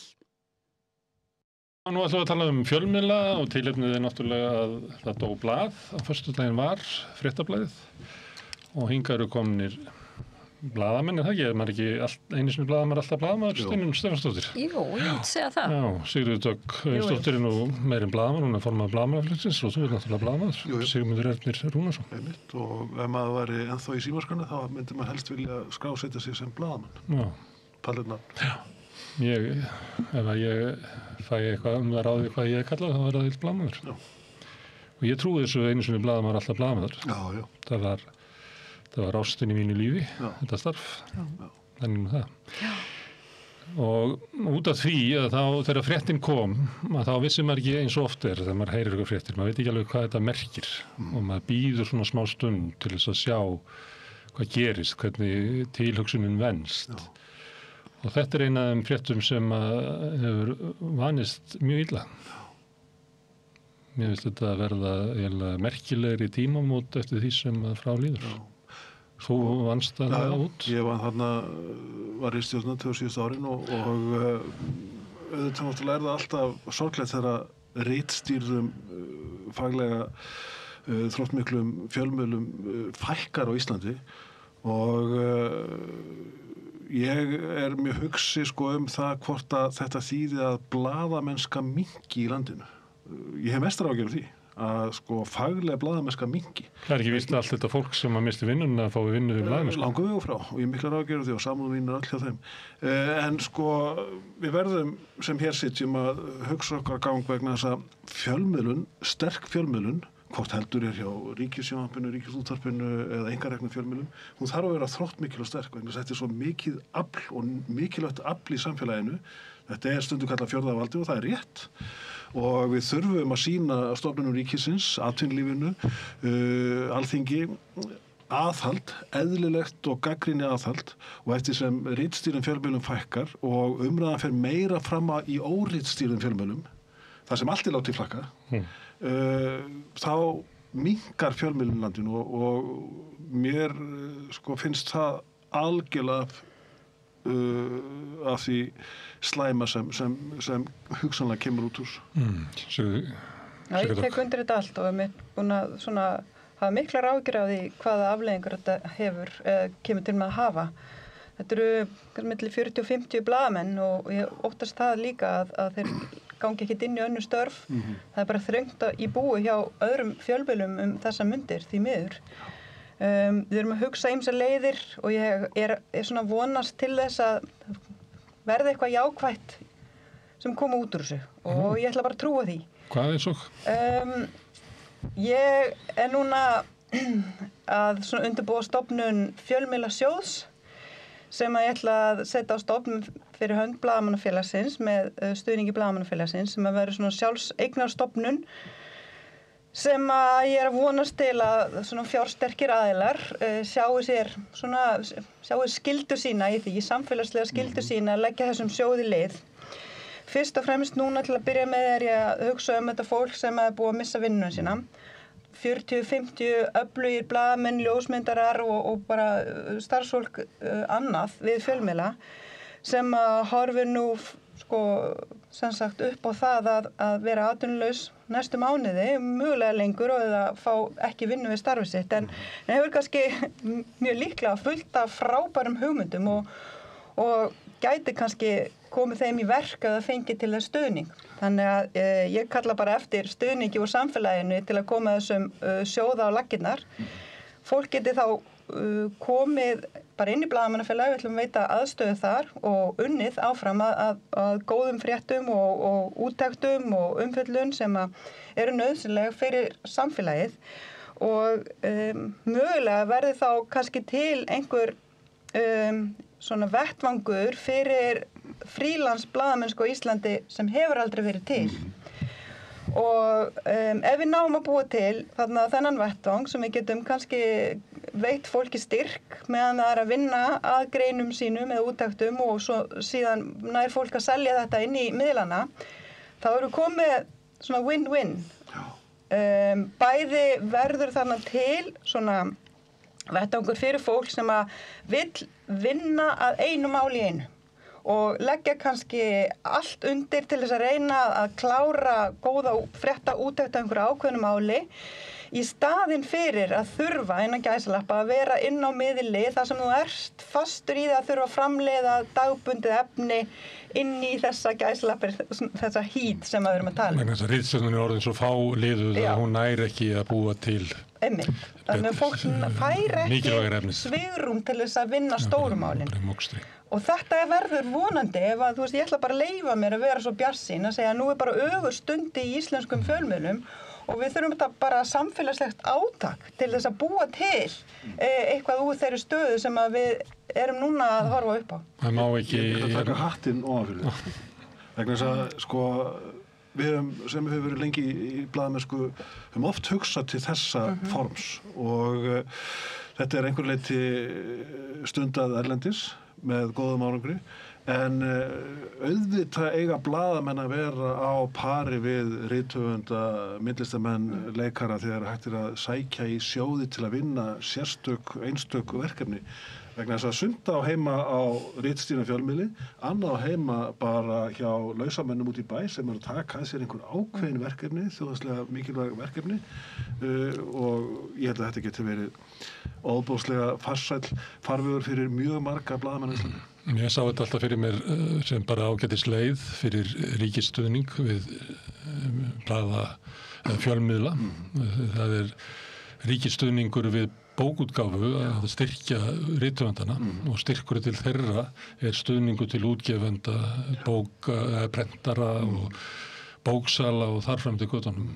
Það var farin öfug leið í styrkjunum til fjölmiðlana, það voru styrktir, það er svo svipað forlagið það hefur verið styrkt, eða Skuggsjá í staðið fyrir að styrkja Jón Kalman og En í bókaútgáfu næst að styrkja hvortvekja með þarna styrkjum sem kom inn sem fyrir 3 árum með hvað sem það var og það var hægt að gera það í blaðamennskunni líka, fjölmiðlunum, veitir ekki af. En Steina, þú hefur farið úr blaðamennskunni. Já. Og nú ert komið með svona dómgrind, sér þú fjarska, þú veitum okkur. Svolítið. Hvað segir þú? Er þetta stór frétt? Já, þetta er auðvitað stór frétt og ég tek undir það sem að þið segið. Ég hef áhyggjur af blaðamennsku, raunverulegri blaðamennsku í landinu. Ég hef svona, ég horfi svolítið á þetta einhvern veginn, ég líður kannski svo gömlum kalli, ég segi, já, við erum að horfa á stóra samhengið, en ég svolítið horfa á þetta þannig að við megum ekki gleyma því að við búum en landið okkar er ennþá algjört örsamfélag. Og alveg eins og með bókaútgáfu, þá er það með fjölmiðla að það er ekki vinnandi vegur í raun og veru að reka fjölmiðla á svona litlu markaði eins og Íslandi. Þetta er hægt í góðæri og þetta hægt og þetta hægt ef eru djúpir vasar til að grípa í en þetta ekki sjálfbært fyrirbrigði í svona litlu landi. Ekki lengur, mogginn var rekinn með var glimrandi góðri afkomu. Já. Fréttablaðið á hvernig tímabili. Á góðum tíma, á góðuristíma. En og ég meina þetta var náttúrulega í gamla dag. Fyrir netið, getum við sagt. Fyrir netið var hægt að finna rekstrargrundvöll fyrir fjölmiðla. Já, bara fórsendur eru brostnar. Já, það var samt þungt í vöfum. Ég meina það var Morgunblaðið sem var risi og svo voru flokksblöðin sem voru nutu styrkja og Mogginn var auðvitað flokksblað líka en hann var bara svo mikill risi með við hinblöðin. Þannig að það má ekki gleyma því og ég tek undir með þér Smári með þetta að styrkja blaðamenn á svipaðan hátt og rithöfundar eru styrktir vegna þess að ég geld alltaf varhug við þessum fjársterku aðilum. Sko, ég væri alltaf svolítið smeyk við þá. Þetta ekki að Ísfélagið í Vestmannaeyjum, það eiginlega ekki hægt að leggja það til. Nei. Það mjög erfitt. Já, og að sko úr hvaða vösum eru blaðamenn tilbúnir til að þykja styrki. Það verður allavega að vera mjög skýrar leikreglur með það. Það eiginlega svona það fyrsta sem mér dettur í hug. Varðandi það mál sem og sko ég ætla tek fram að mér finnst þetta frábær hugmynd. En ég myndi, ég pínlítið stressuð yfir fjármögnuninni. Í prinsipinu eiga einkarekni fjölmiðlar ekki vera á spena ríkisins. Það prinsipast en hins vegar má skapa þeim aðstæður þar sem þeir eiga auðveldar uppdráttar með ýmiss konar öðrum aðferðum. Nóg nú gert að því í landbúnaði, sjávarútvegi og öðrum atvinnugreinum á Íslandi þar sem verið að færa til peninga fram og tilbaka og styrkja jafnvel allra ríkasta fólk landsins sem nemur milljörðum ári. Nóg nú gert að því, þannig að það má nú eitthvað finna til. Ég tek ekki alveg undir það að þetta sé eitthvað prinsip að það megi ekki styrkja fjölmiðla en ég átta mig hins vegar á því að það gríðalegt vandaverk að finna sanngjarnar leikreglur til þess. Það náttúrulega mikil munur frá því að ég man þá tíð að ritstjórnir stóðu undir sig sjálfar þó það veri hallari, stundum eins og ef það veri góðari, ég menna þú varst á Helgapóstunum og Pressan, þetta er svona heiðabúskapur, árar vel, þá losnum við frá vinnumanninum og búum til okkar eigið heiðarbíli, svo kemur eitt kalt vor og þá deyjum við, þannig að við áttum 3 góð ár. Það var svoleiðis og svo náttúrulega eins og Fréttablaðið, það var ritstjórn sem stóð undir sér. Hún var ekkert háð neinum það. En síðan kemur hrunið.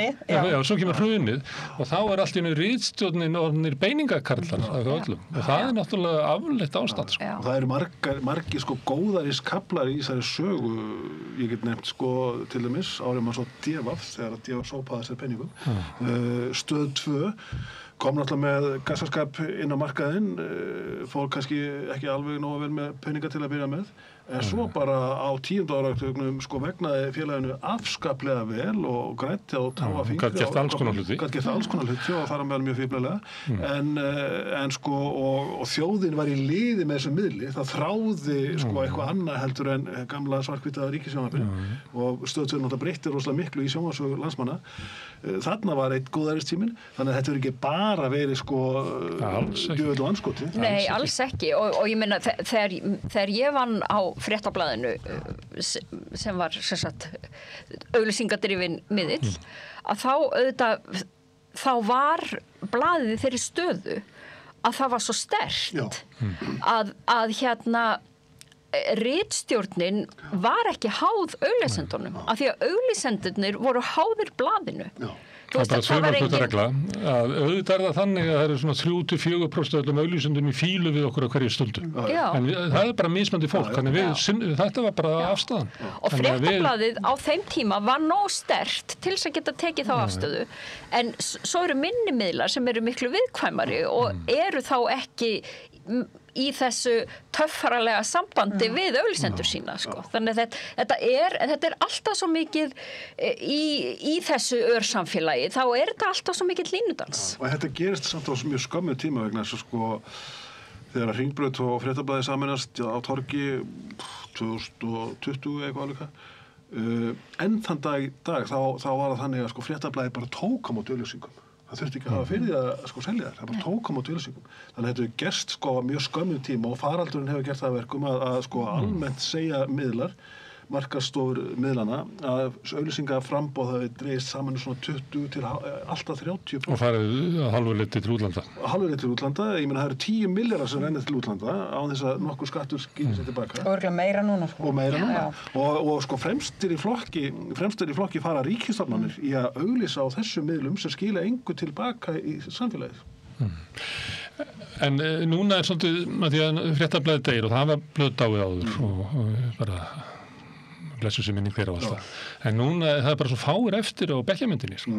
Það RÚV, það Mogginn, það Viðskiptablaðið, Heimildin, Stöð 2 fréttastofan sem núna lokuð og hefur öðruvísi stöðum var en Bylgjan þarna. Þetta er rosalega þannig að það spurningum að því að heilbrigt fjölmiðlaumhverfi þarf að hafa margar mismunandi raddir og það ekki nóg að hver fjölmiðl hafi mismunandi raddir í sí.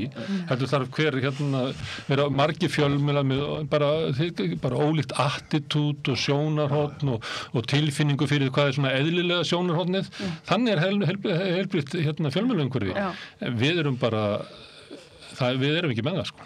Það er sko, það sem stóra breytingin er líka sko eftir að samfélagsmiðlarnir komu, hvernig sem þeir nú komu svona 10 árum eða svo, þá er krafan hjá unga fólkun í dag að fá allt ókeypis og þú selur ekki lengur fréttir.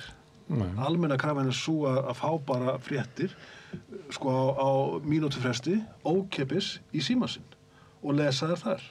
Og stóra breytan er líka svo, og ég óttast hana kannski hvað mest, er að samfélagsmiðlarnir verða alltaf sterkari og sterkari með óritstýrða fjölmiðlun, ef svo má segja, þar sem allt er látið flakka, bæði haturs áráður, upplýsinga óreiða, bara beinlínis lygi og svo ofan í kaupi bætist við mannvonska og stórkallalegar yfirlýsingur mann og annan sem standa svo framvegis bara á þessum miðlum til eilíðanóns og þær fyrirfinnast líka á ritstýrðum miðlum. Það er svona torgið þar sem allt er bara gasprat. Já, og ég held við stöndum uppi sko með þetta óritstýrða samfélag sko í verra ásökunkomlega heldur en áður fyrir vegna það sko við þekkjum það hafandi verið á fjölmiðlum í áratugi hversu mörgu hefur maður ekki afneitað að birta. Sko öllum óþverranum, lyginni, óhróðrinum, aðsenda greinar sem eru fullar af kvenhatrið og svo framvegis, skilji sko menn að planta ykkur með annarlegum sjónarhornum og alls konar. Þetta flýtur núna allt upp á yfirborðið án þess að nokkuð getur stöðvað. Og þetta mun hafa áhrif á, sko, að því við erum nú með forma blaðamennsku, þetta hlýtur að hafa áhrif sko á eðli blaðamennskunar. Sko þetta er þegar farið að hafa áhrif á eðli dómstóla. Dómstólar eru farin að taka sko tillit til sko orðalagsin sem er notað út hjá meðal almennings. Það leyfist í dag. Það gerði ekki áður. Sko þetta er svakalega áskorun fyrir blaðamannastéttina. Já, aðalega bara fyrir samfélagi held ég fyrst og fremst að það er náttúrulega þessi skil á milli sko fjölmiðla og samfélagsmiðla og svona bloggara og bara svona umræðu á netinu er hann svo óskýr og þetta sko alltaf verið að tala þurfa að efla fjölmiðlalæsi á ungu fólki, ég held að það sé bara sko algjörlega grundvallar atriði að svona reynum svolítið að vinna í því að ungt fólk átti sig á því hvað það er með í höndunum þegar það er með frétt, ritstýrar frétt sem er í ritstýrum miðli. Að því ég efast að, þú veist, ungt fólk í dag og jafnvel sko miðaldra fólk og eldra líka átti sig í rauninni á muninu. Af hverju, ég meina, meira segja held að var ekki Brynja Níelsson sem sagði við erum nú öll fjölmiðlar, við erum öll komið með síma, skilur, sem sýnir bara vanþekkinguna á þeirri vinnu sem að fer og vanmatið á því starfi sem að fer fram inn á ritstjórnum.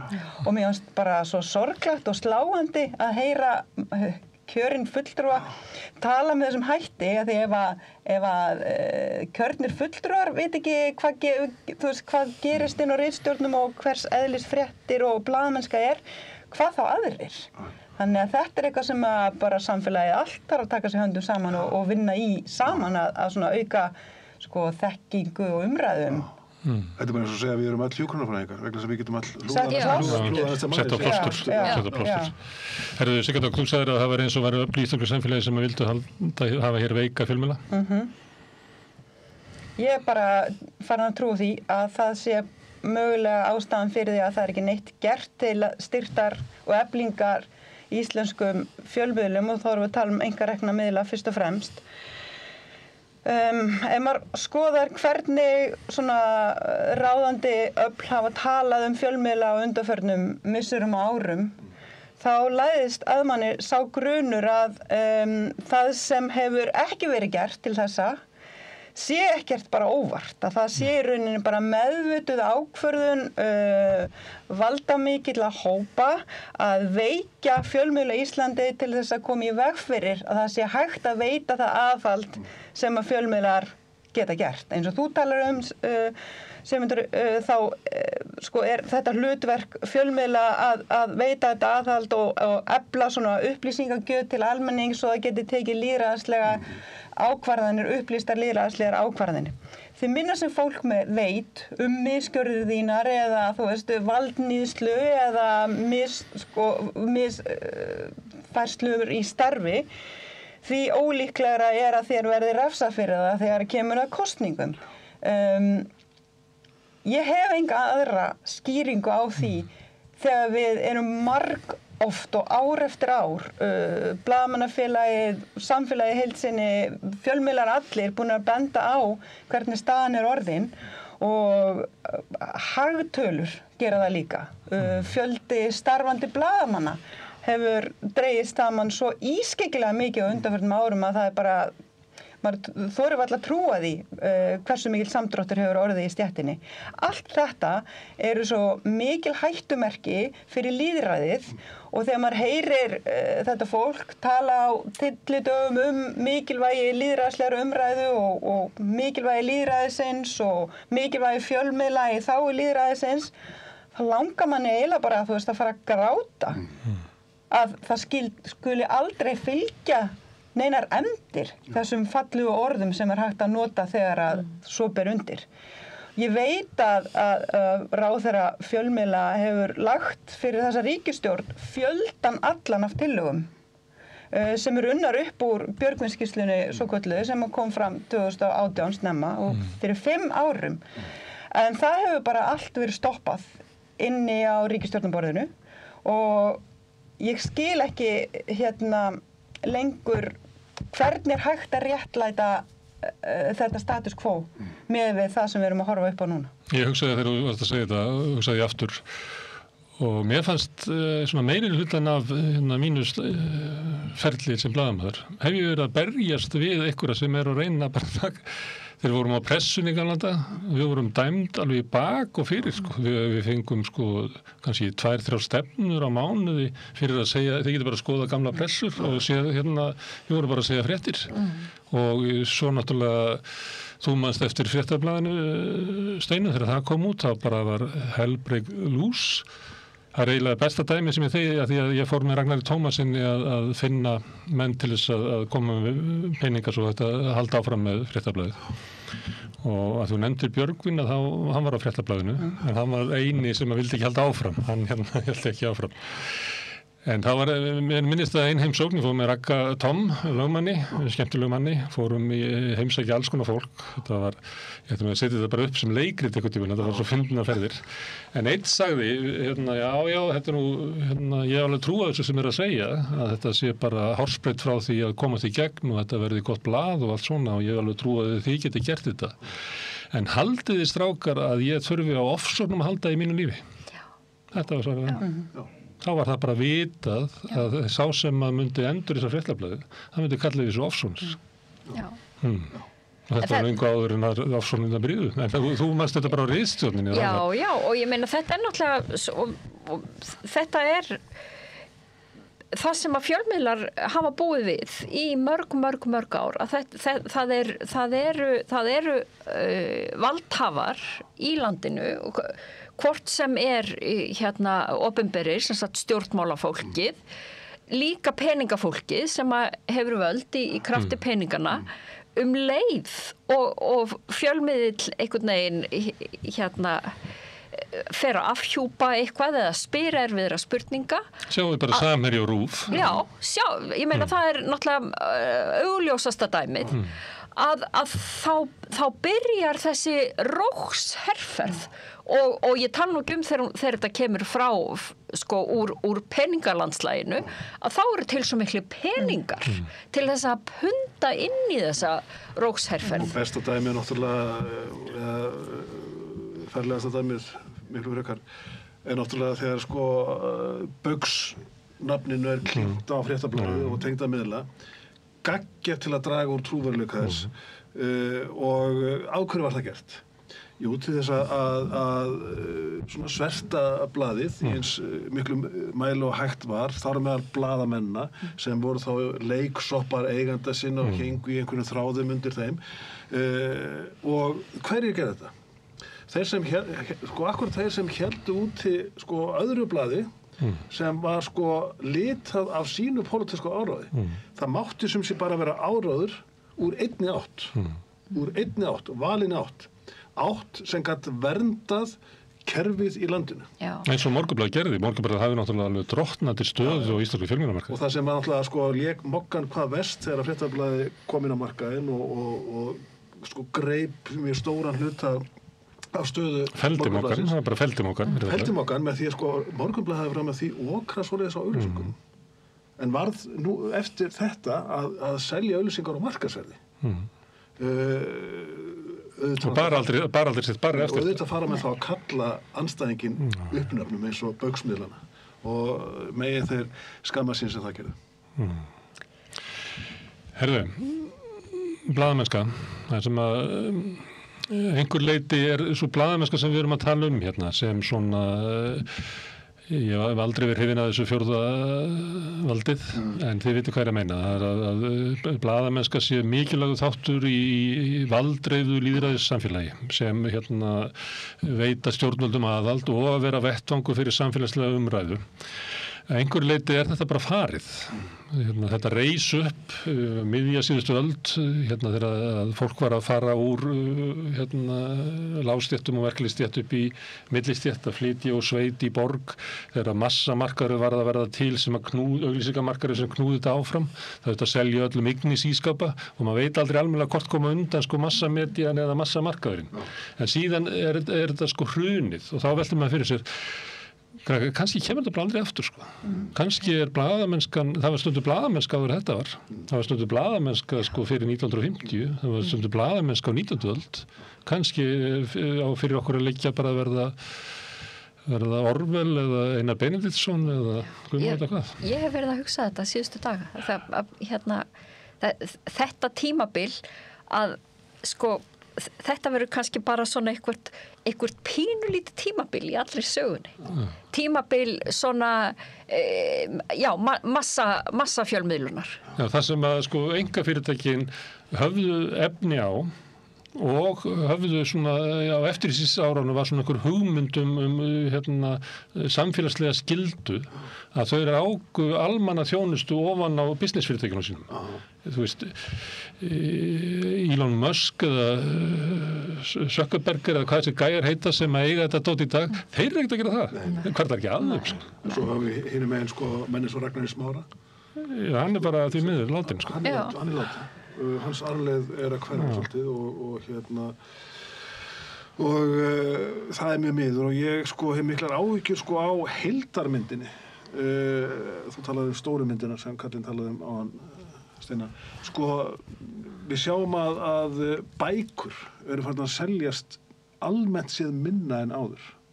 Það er líka vegna þess að krafan er að fá þær ókeypis. Fá þeim einhverjum móti bara inn í heyrnartóleysi og geta hlustað þar aðeins að borga nokkuð tíma fyrir þær. Ég er búin að vera að gefa út bækur í 40 ár og ég tek bara eftir því að sko það selst alltaf minna og minna þó að sko bókin sé sko jafn góð og áður. Og fari ég að fylgja jafn víðar. Já. Og víðar. Einmitt, en sko og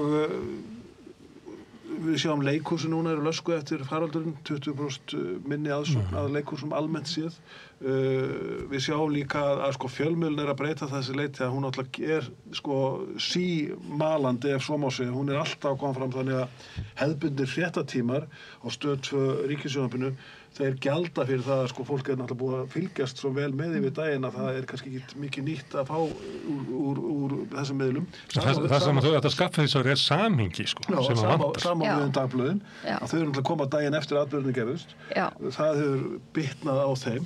En sko eftirstendur þá sko almenn menningar neysla á fjölmiðlun, á sko vandari fjölmiðlun, á vönduðum skáldskap, ljóðagerð, leikhúsi, sýningarhaldi, erum við komið allt þetta í einhvers konar vörn. Vegna þess að sko fjölmiðlar eru partur af þessu menningar umhverfi. Ég held að hafi aldrei verið meiri menningarneysla bara í heiminum heldur en núna. Hún hefur bara breyst svo mikið. Í staðan fyrir að fara í leikhús þá horfir á Netflix. Þú veist, þetta hlutverk fjölmiðla að breytast svo hratt að við erum bara einhvern veginn ennþá átt okkur á því hvernig við erum að þróast og í hvaða átt.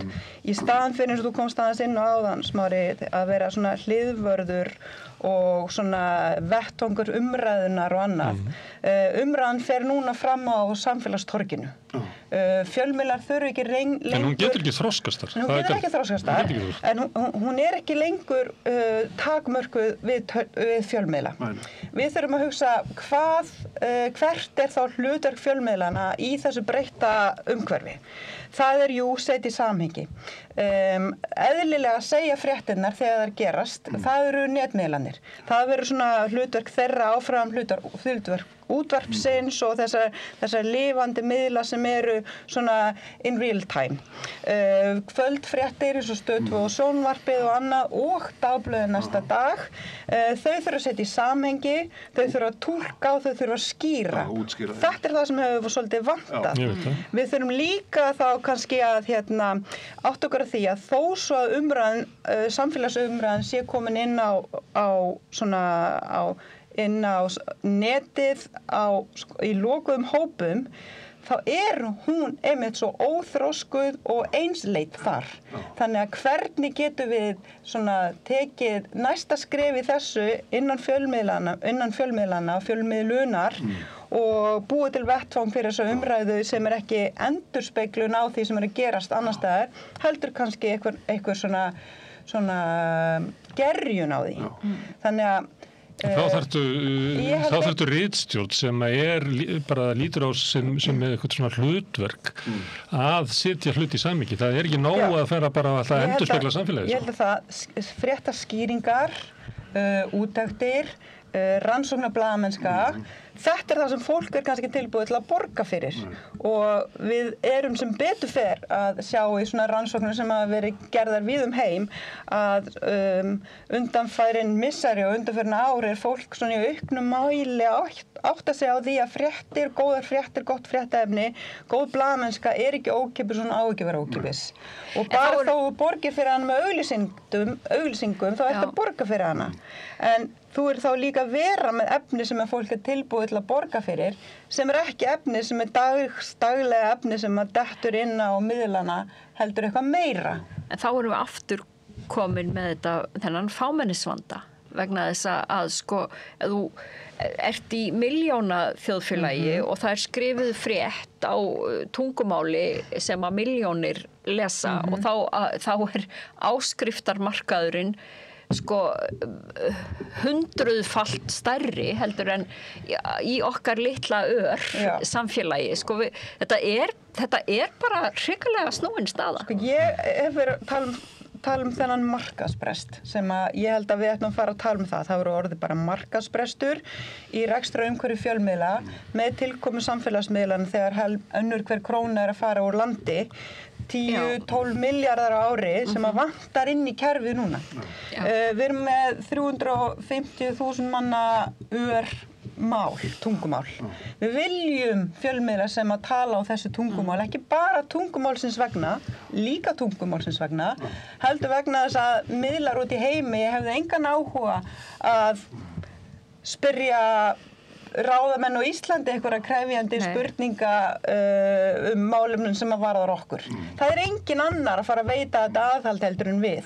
Öllum sama. Þannig að ef að við viljum vera með fjölmiðlar sem að veita þetta aðhald, sem ég sannfærð að þegar fólk spyr sig hvort að vilja í raun og veru, þá segir það já, þá þurfum við bara að borga fyrir það. Þurfum að borga fyrir það með dýrari áskriftum, þurfum að borga með einhverjum framlögum, þurfum að borga með gegnum ríkissjóð. Þá það bara hinn ríku munu fá sinni fjölmiðl, hinn ekki. En ég að tala bara, þú veist, með styrkjum, með skattaafsláttum og í gegnum ríkissjóð, vegna þess að samfélagi þarf bara að taka þá ákvörðun að við viljum styrkja þetta umhverfi.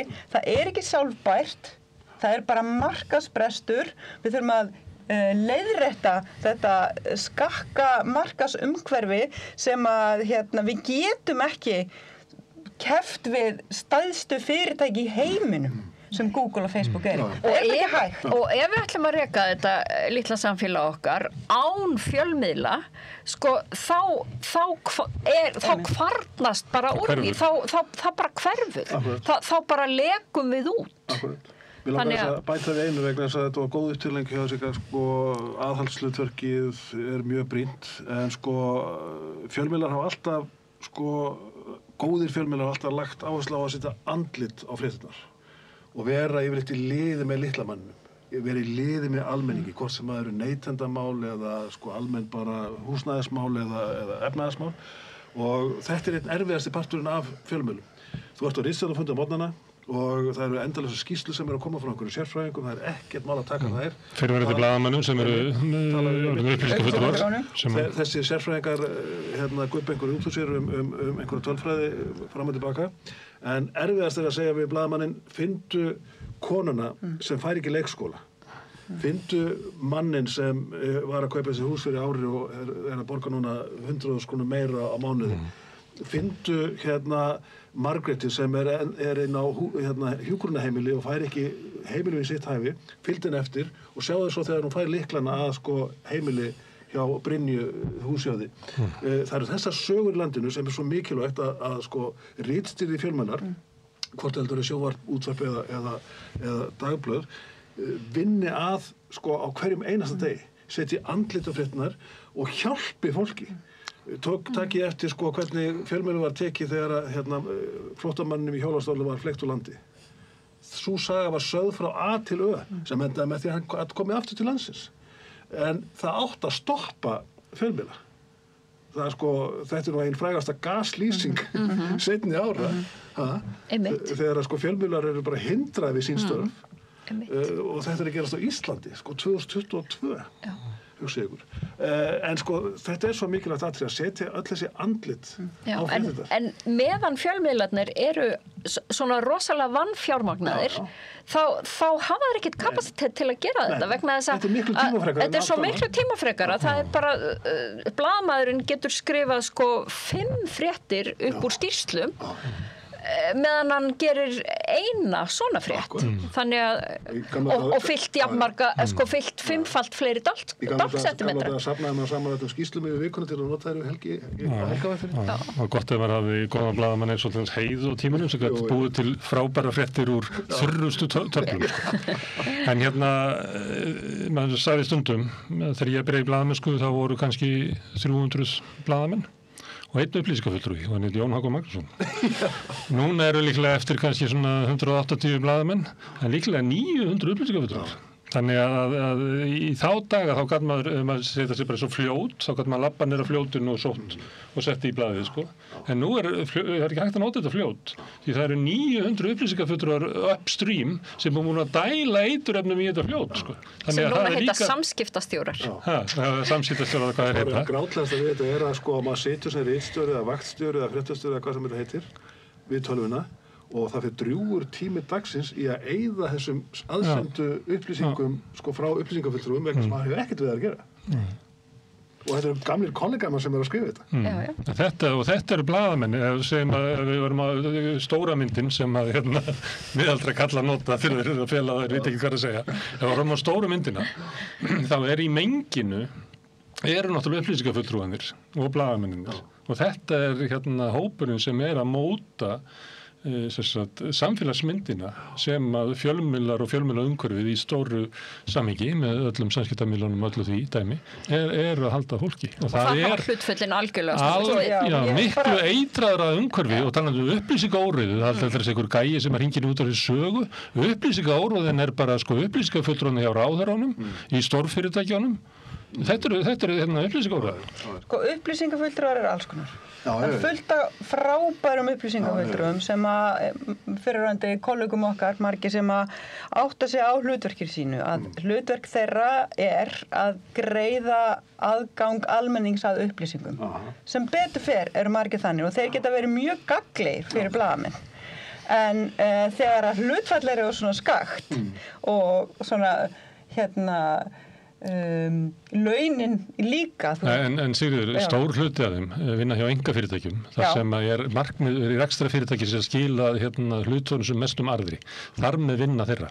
Svo erum við líka með menn sem að vinna hjá opinberum stofnunum og við þekkjum það alveg að hlutverk upplýsingafulltrúan er að láta forstjóran eða ráðherrann líta vel út, ekki að færa almenningi réttar upplýsingar. Nei, ég segja það eru til góður upplýsingafulltrúar sem að fatta út af hverju starfi sem að eru að vinna hjá hinu opinbera, sem vita út af hvað það gengur og skilja hlutverksi og eru ekki í því að fegra eða bæta. En hinir eru fleiri, sannarlega. Og þegar eins og segja, þegar hlutverkföllið er orðið svona skakt, þá á fólki fullt í fangi bara með því að komast í gegnum póstanir sem eru að komast. En ef að ríki hefur ráða og fyrirtæki hefur ráða að halda úti svona mörgum upplýsingafulltrúum, akkur geta ekki veitt þá meiri fjármunum í fjölmiðlum. Það verður búið til 2 rúfi viðbót, ef þú tækir bara alltaf upplýsingafulltrúan í ráðuneytunum og öllu þessu dóti, þá getur búið til 2 ritstjórnir ríkisútvarpsins í viðbót. Þetta er nú bara góð fréttahugmynd, hvað ætli ríki verji miklu fjármunum í upplýsingafulltrúa? Ríki og sveitarfélög. Ég benti ekkert á Guðlaugur Þór þegar hann var utanríkisráðherra, þá var hann með svona litla ritstjórn sem var á stærð við kjarnan á því tíma, bara til þess að bera út fréttir það að hann hafi skrifað einhvern samning, að einhver hafi vitnað til einhver sem hann sagði út í heimi og þetta er svona mikil sóun á 5 blaðamönnum að eiga bara að segja fréttir af því að Guðlaugur Þór Þórðarson sé góður ráðherra. Það í staðan fyrir að vera að leita fólkinu sem þú ert að tala um. Þannig að kannski að horfa á þetta í svona samhengi. Eins og er mikilvægt að stjórnsýslan sé gegnsæ og miðla upplýsingum frá sér þannig að almenningur viti hvað er að gerast. Það má ekki blanda því saman, sko. Það er mjög mikilvægt. En ég verið svo gamlir að við hringdum bara í ráðherrann eða forstjórann. En yngri blaðamenn lenda bara upplýsingafulltrúanum og komast ekki. Þannig upplýsingafulltrúan er til að verja bossinn. Það er bara það. Ég rífast stundum við söguna því þegar félagi minn úr frá Oslo, ég var í kúrs þar í blaðamannaskólanum og hann var að koma einhvern til landsins eftir 1985 eða 6 eða 7. Steingrímur Hermannsson er alltént forsætisráðherra og hann er að skrifa efnahagsástand á Íslandi sem þá var að taka eina dífuna og allt fara til land hann svo nokkur ári í þjóðarsóttinu og allt það, þið þekkja þetta. Og hann lendir þeirra og ég næði út á flugvöll og svo bregst eitthvað einn viðmælandi sem hann ætlaði að taka seinnipart dagsins og voru góður ádýr. Ég segi við hann, viltu ekki bara ekki tekka hvort þú getur hitt Steingrím Hermannsson bara í dag? Og ég hringi í Steingrím, komið bara eftir og hann var svo hissa þessi maður. Það var varla lentur. Þá hringdi ég bara stoppistöðu einhverstaðar og svona íslensku samfélagi. Svona var íslenska samfélagi. Og það er, ég meina, þetta er alveg sniðu saga og svona, en þetta er náttúrulega, þetta er gamli tíminn, þetta er ekki heppilegt, þetta var líka kallasamfélagið. Kona hefði aldrei getað hringt í Steingrim Hermannsson og hann hefði sagt, já, komiði bara. Þið viti, það er líka mikið misrétti í þessu samfélagi. Mikið óskup. Herðu, okkur finnst þetta alvarleg tíðindi og þú ætlar að leita einhverju leiðum. Haldið að fólki almennt þið geta alvarleg tíðindi, þeim sem stjórnmálafólkinu sem að fara með völdin í samfélaginu? Ég ekki viss það. Ekki öllum. Það er svona þvert pólitísk sátt í landinu, það að gera ekkert í þessum efnum og þannig hefur það verið alveg frá því að allar gótið frá því að einokun ríkisútvarpsins var afnumin á ljósvakamiðlum. Það var ekkert endilega gert ráð fyrir það einkarekni miðlar kæmu inn í það mengi og þannig erum við enn þann dag í dag. Ég ætla ekki að fara að kenna RÚV ástandi núna. Ég vil hafa sterkt ríkisútvarp, ég vil hafa sterka fjölmiðla, hvort sem það heita ríkisútvarp eða hvað, ég vil bara hafa sterka fjölmiðla. En ég finn það á fólki bara á förnum vegi, núna eftir að þessi hlutir gerast á föstudaginn, að fólk saknar Fréttablaðsins í ríkum mæli og fólk saknar Hringbrautar í mjög ríkum mæli og það hefur verið fullt þakklætis í mengar fyrir að hafa reynd að halda þessu úti, sérstaklega Hringbraut í einhver 8 ár, einungis með íslensku efni, gríðarlega mikilvæg menningu, heimildaþáttum, ferðaþáttum, samtali, spjallþáttum og hvað þetta allt saman heitir, það er að baki og ég finn á fólki að fólk vill hafa íslenskt efni. Fólk vill hafa Netflix leysir þetta ekki.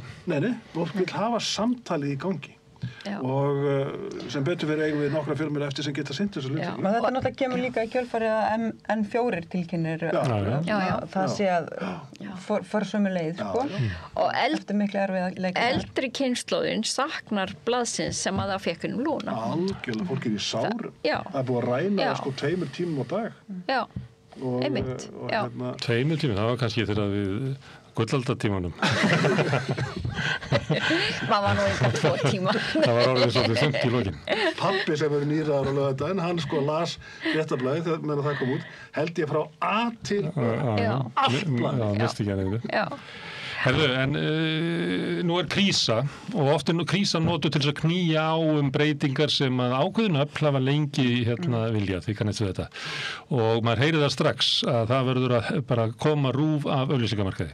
Niðurstöður af því getur orðið svo að 70% af auglýsingafénu sem fer núna inn í RÚV til þess að halda því gangandi fer til útlanda og eftir þann tekur 30%. Ég meina Stöð 2 getur ekki tekið vettvang sjónvarpsins, ríkissjónvarpsins sem auglýsingamið og ekki heldur sjónvarp Símans eða hvað þetta heitir, þetta er bara fer. Er ekki svolítið hætta á því, Sigga Dögg, starfsmaður RÚV og formaður blaðamannasins, að þetta ástand verði að fyrir nota til þess að veikja fjölmiðla enn frekar? Jú, og ég óttast að ein af ástafunum fyrir því að Sjálfstæðisflokkurinn taki þessu umræðu alltaf í gíslingu, umræðu hvað eigi að gera til eflingar einkareknum miðlum, taki hann í gíslingu með því að neita að fara í aðgerðir nema RÚV verið tekið á auglýsingamarkaði. Það sé til þess gert, svo umræðan sé til þess að veikja RÚV, vegna þess að margir í þessum hópi, þessa fólk sem að tala með þessum hætti, hafa bara andúð á RÚV og því sem það stendur fyrir. Fréttastofunni fyrir það aðhald sem hún er að veita og í rauninni það er öflugu fréttamennsku sem þar fer fram. Sama hvað fólki finnst RÚV, þá er það öflugasta fréttastofa landsins og vinnur bara gríðarlega mikilvægt starf. Og stór hópur þar í Blaðamannafélagi Íslands og að sjálfsögðu munum við berjast með kjafti og klóm fyrir því að ef að RÚV verði tekið á auglýsingamarkaði eða takmarkað með einhverjum hætti þá verði það tryggt að það tekjutap verði bætt með auknum framlögum úr ríkissjóði vegna þess að eins og þú segir Sigmundur þá er engra hagur, einskis hagur að veikja ríkismiðlinn til þess að styrkja aðra miðla. En ég held að það sé hægt að finna leiðir og ég bara kalla eftir því núna að verði settur bara á fót samráðshópur sem að við stéttin á aðild að og þetta þarf ekki að taka langan tíma að vinna svona tillögur þar sem verður bara grundigt farið yfir það hvaða leiðir er hægt að fara. Það er ekki pólitísku vilji fyrir því að taka RÚV af auglýsingamarkaði. Ég held að það sé ekki einu svona pólitískur vilji fyrir því hjá Sjálfstæðisflokknum, heldur bara í litlum hluta af Sjálfstæðisflokknum sem að mögulega er að nota þetta til þess að stöðva alla framþróun eða til þess og til þess að veikja RÚV. Þannig ef að fólk yrði að taka ákvörðun það sem ég er eiginlega svona kalla eftir að verði tekin þessi ákvörðun RÚV ef að yrði takmarkað umsvif RÚV á auglýsingamarkaði sem ég held að það væri kannski farsælasta leiðin. Þá þurfum við líka að horfa hvaða afleiðingar það hefur Vegna þess að auglýsingatekjur í landinu ekki kaka sem við getum skipt á milli okkar eins og okkur sýnist. Það ekki einhver fasti. Ef hann fer ekki til RÚV þá fer hann eitthvað annað. Þannig að ég óttast þar að ef að RÚV verður tekið af auglýsingamarkaði þá missum við bara þessar tekjur úr landi sem þýðir að allir tapa. Ég var að skjóta á 70%, það er það ég held. RÚV minnkar og aðrir minnka vegna þess að auglýsingarnar minnka. Fjölmiðlamarkaðurinn tapar. Ef að það ekki pólitísku vilji til þess að fara í þessa aðgerðir að takmarka RÚV á auglýsingamarkaði eða taka RÚV á auglýsingamarkaði, þá getum við bara verið smá frumleg og hugsa út fyrir boxið og þetta auðlind, þessu auglýsingar eru auðlind sem við viljum ekki missa úr landi eða missa. Hvernig getum við nýtt hann sem best að nú gagnist fleirum heldur en bara ríkisútvarpinu? Er hægt að setja einhverja reglur um það að það auglýsingar sem að seljast á ríkisútvarpi, það deilist á milli RÚV og annara? Það sjóðið þinn til dæmis? Sjóðin minn til dæmis. Er þetta ekki bara auðlind sem við eigum öll? Sem við getum miðlað í gegnum ríkissjónvarpið sem við eigum öll? Og í staðin fyrir að ríkissjónvarpið hagnist eitt, það hagnist við öll. Þannig að ég er bara sannfærð það. Ef það er raunverulegur vilji til þess að leysa þetta, þá finnum við leiðir. Það má bara ekki vera svart og hvítt og það má ekki misnota neyðina og aðstöðuna með þessum hætti að reyna að klekja á hvoru tveggja í einu, einkareknumiðlunum og RÚV. Og það má ekki stinga höfðin í sandinn og gera ekki neitt í stöðunni. Ég held að það má skoða ýmislegt og þú talar í lausnum sem af hinu góða. Ég held að mér alveg skoða fyrirferð RÚV á markaði. Ég hef talað fyrir því bæði leiður Fréttablaðsins og víðar að það ekkert endilega sjálfgefið að taka RÚV á auglýsingamarkaði vegna þess að auglýsingar eru líka upplýsingar og þetta sterkur mið sem þarf og fyrirtæki og félagasamtök og aðrir þurfa að geta auglýst í sterkum miðlum og náð athygli almennings. Hins vegar má fara þessa leið sem þú ert að nefna í auglýsingatekjunum, dreifa þeim víðar, en það verður líka að skoða RÚV á það að vera í öllu. Ég hef stundum sagt að Þjóðleikhúsið á ekki vera líka í sirkus og reka pílusal og biljardsal við hliðina. Þjóðleikhúsið einbeita sér að menningu og listum. RÚV á að einbeita sér að sterkri fréttastofu, fréttaskýringum, neytendamálum, leiknu sjónvarpsefni og þróttmiklu íslensku sjónvarpi sem einkaaðilar ráða síður við.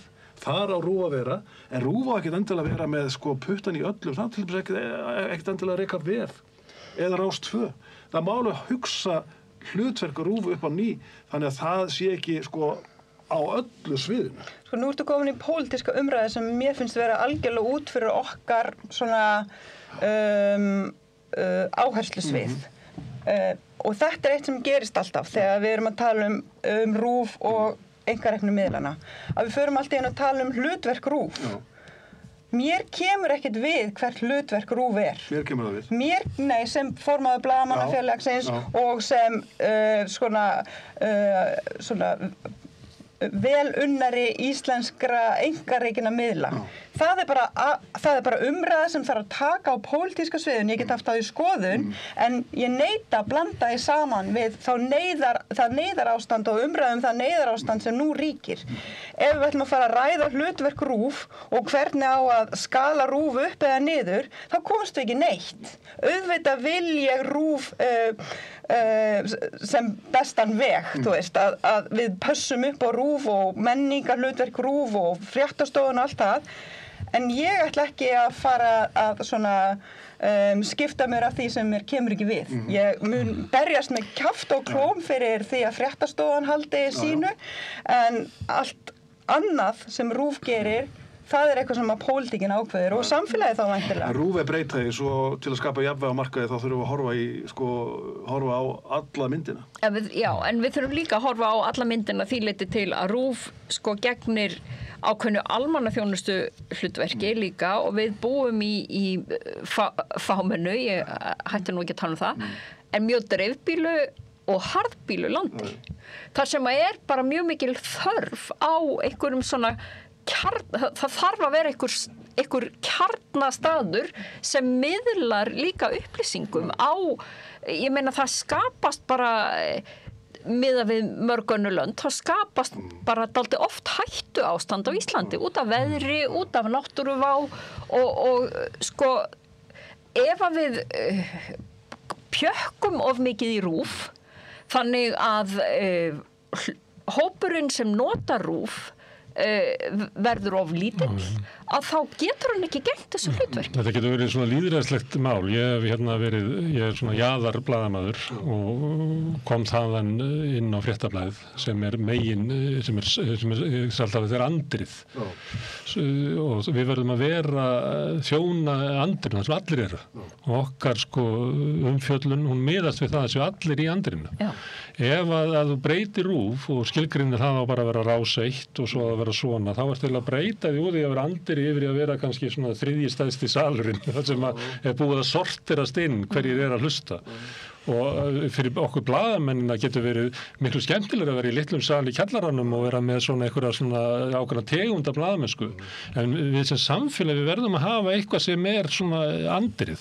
Og í dag er eiginlega bara rúðar eftir því að moggin náttúrulega þegar við séum lestrartölur á mogganum það er alltaf til maður undir 50 sem að les moggan sko. Og talandi það að selja einhverja sérstaka vöru, þeir selja raunverulega bara menningargreinar og dánandilíningar sko.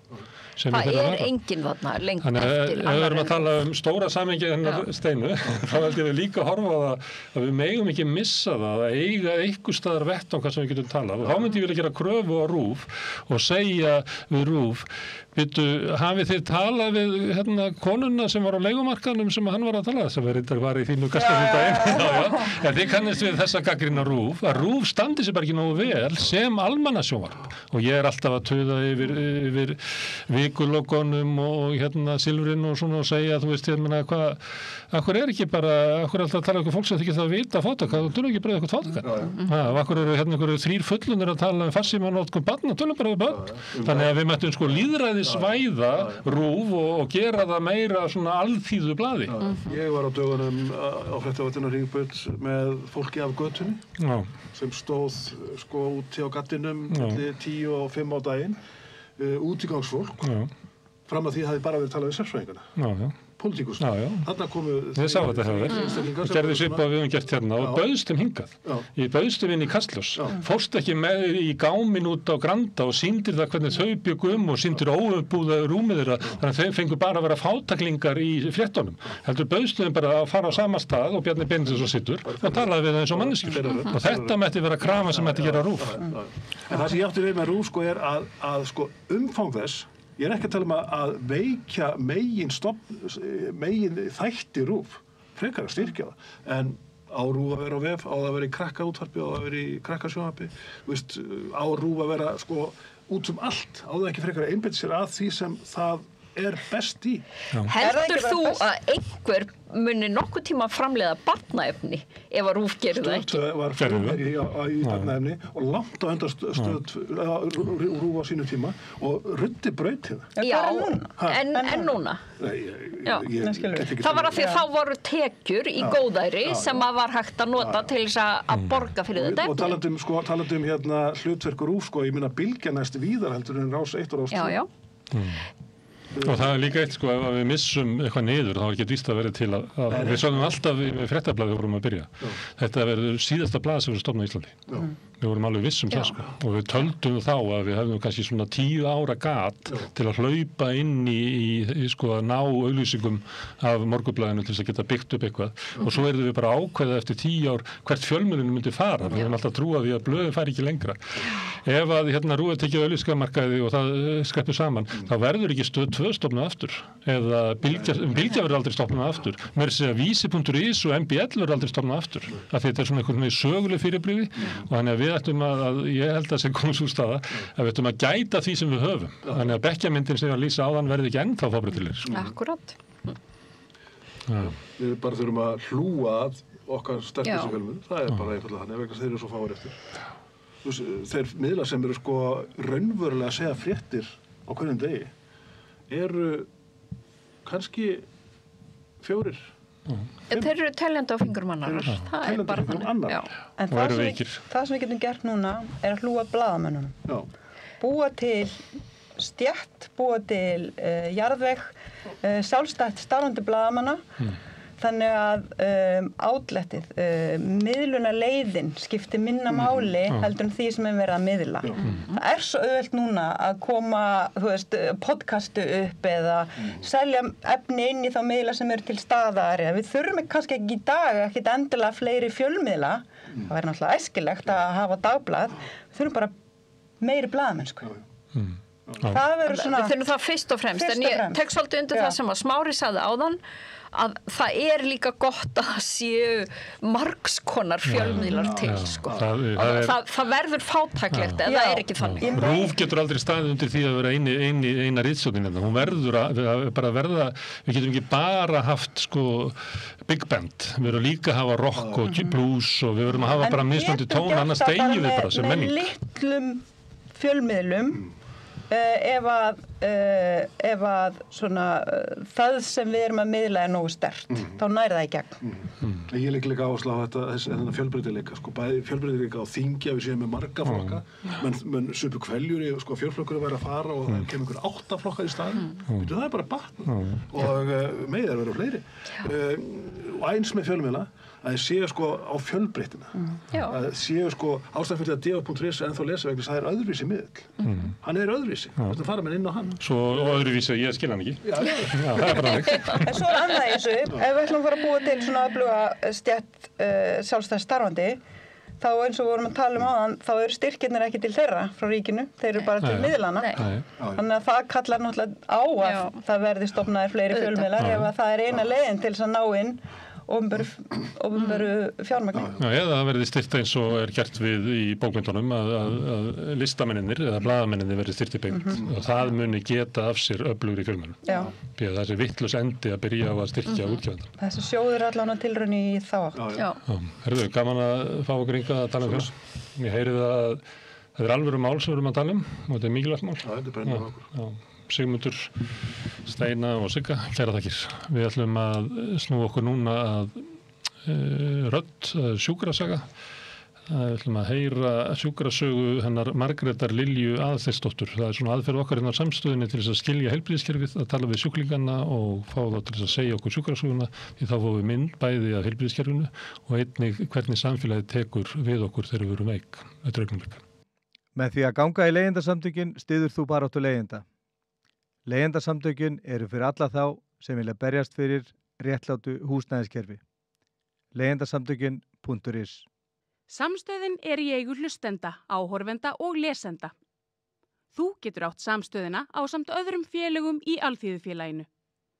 Þú getur gengið í Alþýðufélagið á samstöðin.is.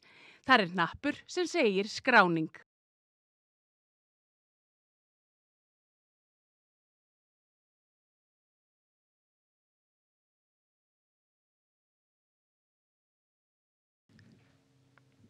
Já, við erum hérna með innslagið sjúkrasögur við rauðaborðið. Við höfum áhuga á því sem fólk er að gangi gegnum, við höfum áhuga á fólki og við höfum áhuga á því að fá innsýn inn í það hvað gerist þegar fólk er að veikjast, hvort kerfið sé að grípa þá, hvort heilbrigðiskerfið sé að grípa þá. Þannig að við erum svona að taka við tölvi fólk sem á ýmsa svona reynslu að baki og núna er hjá mér hún Margrét Lilja Aðalsteinsdóttir. Velkomin Margrét. Takk. Ég ætla aðeins að fá að heyra þína sjúkrasögu í dag. Þú hvað ert svona gömul? Maður er vist 27 ára. 27, þú ert ennþá undir 30. Já. En þú átt alveg heljarinnar sjúkrasögu að baki. Ó já, alveg nóg í nokkur bindi, sko. Nóg í nokkur bindi, já. Segðu mér aðeins fyrst árum við byrjum, bara hver er Margrét? Það kuð vera ég. Já. Og ég er formaður sjálfsbjargar, Landssambands hreyfihamlaðra og hef verið aktív í fötlunarbaráttunni núna síðan 2018 og meðal annars innan háskólans og annara stofnana og barist fyrir betra aðgengi fyrir hreyfihamlaða sérstaklega og náttúrulega bara réttindum fatlaðs fólks. Já, komst inn í vinnu hjá Öryrkjabandalaginu ung og... Já, 2018 og ári eftir að ég veikist og bara hef ekki stoppað síðan sko. Þetta leið og þetta búið að býta manna þá varðum að bara berjast, það ekki? Já, þetta einhver svona baráttu ef maður hefur eitthvað þrek til þess það einmitt hvað segðu mér aðeins eitt hvar ertu alin upp? Ég alin upp í Breiðholtinu og í Hveragerði og Noregi. Já, bara víða. Já, og flutti svo tvítug til Bretlands. Já. Og svo aftur heim. Já, einmitt. Þannig að maður búin að vera allstaðar. Já. Sem bara ótrúlega gott að minnka sjóndeildarhringinn. Nei, hvað? Víkka, segi ég. Víkka. Já, einmitt. En þegar þú veikist, þú hvað gömul þegar þú veikist? 21. Þú 21 árs. Og ertu stödd á Íslandi eða? Nei, ég í Manchester í Englandi sem au pair þegar ég veikist skyndilega. Já. Og við tók að ég fór inn á spítala úti og þeir vissi nú voða lítið hvað var að ég misti hreyfigetu og bara algjört máttleys alveg og svona krampar í vöðvum og bara virkilegt álag á líkamann einhvern veginn. Þú svona spenna milli þess sem er máttleysi. Já, og einmitt bara svona að upplifa annar handleggurinn á mér varð fjólublár. En svo var ekki að renna blóð. Já, þú veist, það var bara einhvern veginn svona líkaminn var bara svolítið búinn. En á þessum tíma þá var ég að æfa fyrir marathon og var í bara fantagóðu formi. Já. Og einmitt, elskaði að vinna sem au pair og var þarna með eins árs strák alltaf á daginn og bara líkaði vel sko. En læknarnir á spítalanum þarna úti að þeir vissu ekki alveg hvað væri að orsaka þetta. En ég ákvað í minni eigin þrjósku að ég hefði örugglega bara ekkert gott að ég að vera þarna inn á spítalanum og ákvað bara ég ætla bara heim í það bara að sofa. Það er bara að hvíla þig. Já, þegar þarna úti að þá er maður í herbergi með 7-8 öðrum og áreitið er svo mikið þegar fólk er í alls konar ásigkomulagi og þannig að maður færi nú engan svefn eða neitt og þannig að ég ákvaða Getur verið alveg gríðalegt álag að vera inn á spítalanum nefnilega? Já, nefnilega. Það er bara, spítalar bara eru ekki fyrir veikt fólk. Nei, það er nefnilega eitthvað sem ég hef heyrt áður. Þannig að ég ákvað að fara heim og bara þetta myndi nú bara gangi yfir. Þetta væri alltaf læg, þetta myndi gangi yfir.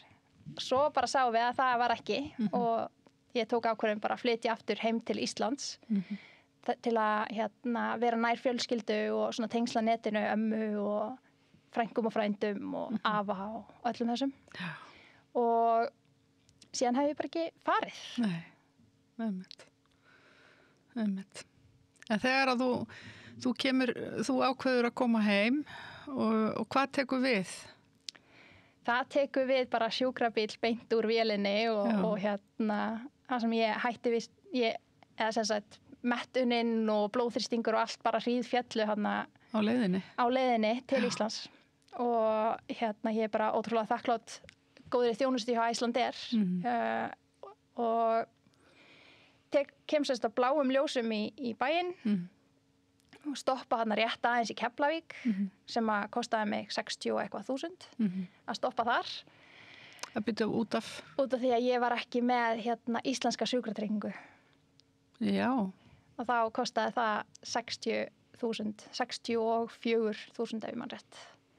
Og svo var brunað í bæinn og ég var inn á Landspítalanum í 10 vikur inn á taugadeild. Voru þið lengi að fatta hvað var að? Eða? Þeir voru nú ekkert mjög uppteknir af því að finna út hvað var að. Þetta var bara stimplað sem starfræn taugatruflun og þó að ég vissi á þessum tímapunkti að ég væri með sjúkdóm sem heitir Ehlers-Danlos syndróm og var búin að fá greiningu á því í Bretlandi að þá var ekki tekið neitt tillit til þess hvorki í sjúkraþjálfunni eða neitt svoleiðis. Það var bara út því ég var ekki með pappíra að þá var eins og ég væri ekki með þessa greiningu og það var ekkit verið að skoða það frekar.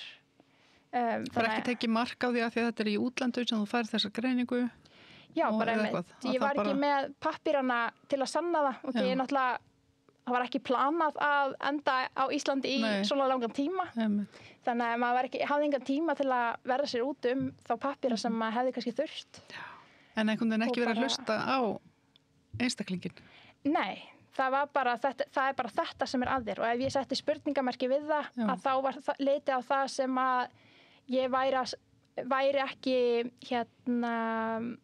meðfærileg í meðferð og mér myndi nú ekkit batna ef ég afneitaði þessu.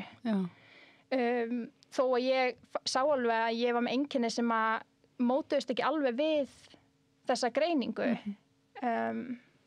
En ég mátti ekkit setja neitt spurningamerki við það. En þá ertu látin bara verið í sjúkraþjálfun með einhverja aðra hugmynd læknanna að því hvað væri að þér og var það að hjálpa þér? Var það ekki að vinna, kannski það bara mögulega gegn þínu sjúkdóm? Já, þetta sjúkraþjálfun og meðferðin við starfræðin taugaeinkennum er einmitt bara mjög hörð. Það er bara áfram. Já. Þannig að ég var látin fara í sjúkraþjálfun og eitt skipti að þá losnaði liðurinn í mjóbakinn á mér sem var náttúrulega bara gríðarlega sárt og ég baði að fá að hætta en það var ekki máli, ég átti bara að halda áfram og piskuð áfram. Já, það var bara ekkit litið á þetta og kannski einmitt kunnáttan Ehlers-Danlos syndrom ekki til staðar. Segðu okkur aðeins bara hvað er Ehlers-Danlos syndrom? Það er sem sagt bandvefsjúkdómur sem að ef maður ætlar að lýsa þessu mjög svona auðvelt að þá límið sem á að halda okkur saman sem sagt kollagenið að það er vitlaust formað í mér, sem sagt uppskriftin af kollageni er vitlaus. Þannig að límið virkar ekki eins og það á að gera og þar leiðandi er ég að detti sundur innan frá og út. Og þetta er náttúrulega mjög mismunandi milli einstaklinga, þú veist, hversu mikil áhrif þetta hefur og náttúrulega því fyrr sem gripið er inn í því betra. En ég var bara ekki það heppin og þessi sjúkraþjálfunar meðferð sem ég var látin hann að fara í og svo Reykjalundi og annað bara settu mér varanlegt spor í mína heilsu þar sem að þetta allir liðir og annað bara versnuðu og í dag er ég bara 100% hjólastóla notandi. Sem kannski hefði ekki orðið ef þú hafðir ekki verið piskuð svona áfram. Möguleg ekki, sko. Nei. En maður veit ekki. Margt verra. Já. Sem er einstaklega jákvætt við þorf í þessu tilliti. Það er einmitt bara, hjólastóllinn hefur gefið mig bara ótrúlega mikið frelsi aftur. Þannig að ég er ótrúlega skotin í honum. Þú ert skotin í honum? Já. Þetta er frábært að heyra. Af því það er líka, þetta er náttúrulega bara svo mikilvægt líka með sko hjólastóll er bara hjálpatæki og fólk áttar sig oft ekki á því. Nei. Og fólk er bara, guð, hún er bara komin í hjólastól og horfir á þannig að í staðin fyrir bara, heyrðu frábært, hún er komin í hjólastól, nú getur hún gert mikið meira. Eða eitthvað svona. Nefnilega, það er einmitt, maður tók eftir því að þegar ég bara svona sá, þú veist, ég er ekki með neinn lífsgæði, þú veist, ég var dragandi með áfram á einhverjum hækjum, þú veist, ég gæti ekki farið í búð, ég átti erfitt með að komast bara út í bíl, bara, ég gati ekki neitt og þú veist, gati ekki gert eitt með höndunum út því að ég þurfti að halda mér upp á hækjunum, að þá, einmitt, þegar ég ákvað bara, heyrðu, ég get ekki verið svona. Ég vil fá eitthvað lífsgæði. Að þá voru margir sem að litu á bara hún er að gefast upp. Já, hún er að gefast upp. Hún ætla bara að setjast í stólinn. En uppgjöf. Engan veginn uppgjöf nefnilega út af því að eftir ég lenti hjólastól það hefur verið svo margfalt aktívari. Bæði hvað við kemur réttindabaráttu og vinnu og bara það að fara út í bónus og versla. Bara þessi venjulegu hlutir. Það er rauninni sparar líka alveg gríðarlega orku sem færi í að reyna að drusla þeir áfram á hækjum. Já, fyrir utan það að axlirnar á mér alveg ónýtar eftir þessa mánuði, að það eru bara inn og úr lið alveg allan daginn. En það er nefnilega, þessi sjúkdómur er að valda því svolítið, að fólk er bara rökk úr lið. Já. Þannig að þú sagði mér nú að þú bara færir úr lið stundum bara oft á dag, jáfnvel. Já, þú hefur að lent í því. Þetta er virkilega mikið og einmitt svona til að segja þetta og svolítið skemmtilega hátt að þá lendi ég í því daginn bara ég var að klæða mig og var að fara í ból og ég fór úr tálið. Já. Ég veit ekki hvernig þetta tengist. Nei. Þetta bara gerist. Hreyfing og það bara klikk táin eitthvað. Já, merkilegt. Og ef ég halda á einhverju þyngra en bara einhver nokkur kíló og það er ekkert að fara vel sko. Nei. Þannig að þetta er maður er svona eins og Teyumey í The Incredibles sem einhvern veginn tegist miklu meira en maður á að gera og kannski meira en maður átta sig á að maður er að gera og það bara svona poppar öxlin úr og þetta er kannski hægt að líta á það sem superpower á einhvern hátt. Já, þetta er allavega á þessum tímapunkti í lífi minnu að þá finnst mér bara allt þetta heilbrigðis tengda við líkamann minn bara eiginlega orðið fyndið. Þetta bara hlýtur að vera eitthvað brandari. Því að það bætist bara á. Og þessi sjúkdómur hefur náttúrulega ekki bara áhrif á liði og vöðva og svona heldur einnig hjarta- og æðakerfi, meltingu, bara allt. Það er kollagen allstaðar í líkamannum nema akkurat í taugunum sjálfum og í heilanum. En himnurnar utanum eru bandvefur og þannig að þetta er bara, þetta hefur áhrif á allt.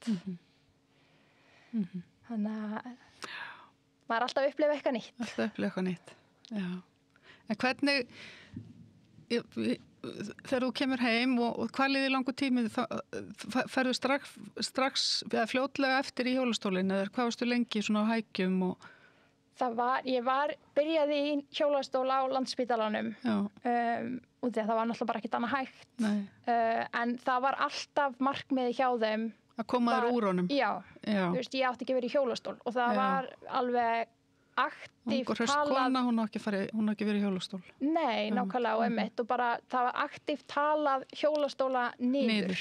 Bara þetta væri uppgjöf og það væri bara hræðilegt að vera í hjólastól og svona röng upplýsingagjöf þannig að öll mín endurhæfing sem ég fór í var ótrúlega gíruð á bara að losna við hjólastóli. Það var markmiðið. Það skipti ekki máli hvað ég vildi fókusa á. Ég vildi til dæmis fókusa á að fá hendurna mínar aftur. Að geta nýtt hendurna þar sem ég hef alltaf verið mjög svona listræn og nýti hendurnar. Maður nýtir hendurnar rosa mikið í daglegu lífi. Að þá var það ekkert mikilvægt fyrir kerfið sko. Þannig að þegar ég sagði bara nei, veistu, ég heldur þurfum að sækja hjólastól að þá sá maður alveg ákveðna svona vonbrigði á meðferðaraðilum sko. Sem var ekki bent heldur peppandi fyrir þig. Nei, nefnilega ekki. En þetta er bara að því þú sagði ráðan að þú sagðir þetta bara sem jákvætt. Sástu það þannig frá upphafi? Fannst þér í rauninni eða þurftur að gangi gegnum það bara ok, ég þarf raunverulega bara að fara í hjólastól? Það er nefnilega svolítið gaman að segja frá því að þetta er eiginlega of kaltæði sko að ég var með bullandi fóbíu fyrir hjólastólum. Já. Áður en þetta allt gerist ég gæti ekki sé hjólastól út í búð. Þá var ég þurfti bara að fara, ég fekk bara panik. Þetta er ótrúlega komist. Þetta var einhvern veginn bara, ég var bara kannski hefur bara eitthvað fundið á þér eitthvað, þetta er ótrúlega skrítið því að meira segja bara maður sá þú veist hjólastóla enda gangsins einhvern tímann hjá lækninum og ég var bara, nei, ég bara fór ég gati þetta ekki, maður bara byrja að ofanda og svitna og bara þetta væri bara rosa ég var bara svo skítrætt og þannig að þegar þetta gerist þá var þetta eitthvað svo óraunverulegt og því einhvern veginn bara þarna þurfti ég að mæta mínum versta ótta einhvern veginn og náttúrulega svo sem fljótt áttaði mig á að þetta ekkert að hræðast en þetta svo ótrúlega kalthæðið allt saman einhvern veginn. Þetta mjög sérstætt.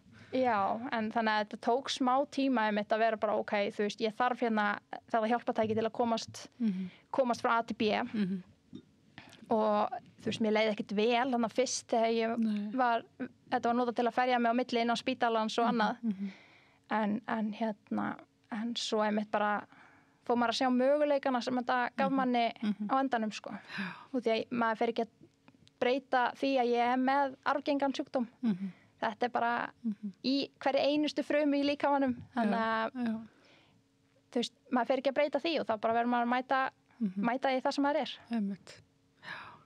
Einmitt. Þessi sjúkdómur það svona ýmislegt fleira sem að því að þú segir að þetta arfgengur sjúkdómur, hann til í arfgengri útgáfu, hann líka til í svona minna arfgengri útgáfu, skils mér, sem svona vægari útgáfu. Já, þetta þess að þeir veit ekki alveg nákvæmlega hvernig þetta því þetta eru margar undirtýpur af EDS. Meðal annars, þú veist, ein sem hefur mest áhrif á æðakerfi, ein sem er bein, ein sem þú veist, það alls konar gerðir. Ég held að séu 11 seinastig á því. Og ein þeirra sem hvað algengust, að hún, þeir eru ekki búin að finna sem sagt genið fyrir þeirri típu. Og þeir eru í því að rannsaka þetta. En eins og einn sérfræðingur erlendur sérfræðingur sagði að hann sagði að EDS einn fjársveltasti sjúkdómur sem finnst á jörðinni út af því að það hafa svo lítið að rannsóknum verið gerðar, lítið peningur sem hefur farið í rannsóknir á þessum sjúkdómi, miða við hversu margir eru með. Já, og því þetta alveg gríðarlega fjöldi fólks og fer sífellt vaxandi og já, þetta er innan við eitthvað $1 per mannesku sem hefur farið í rannsóknir. Já, það að teglisvært. Já. En, ok, ef við förum aðeins aftur, þú kemur heim, þú ferði í endurhæfinguna og allt það og ert búin að skröltast á hækjum og svo ferði hjólastólinn.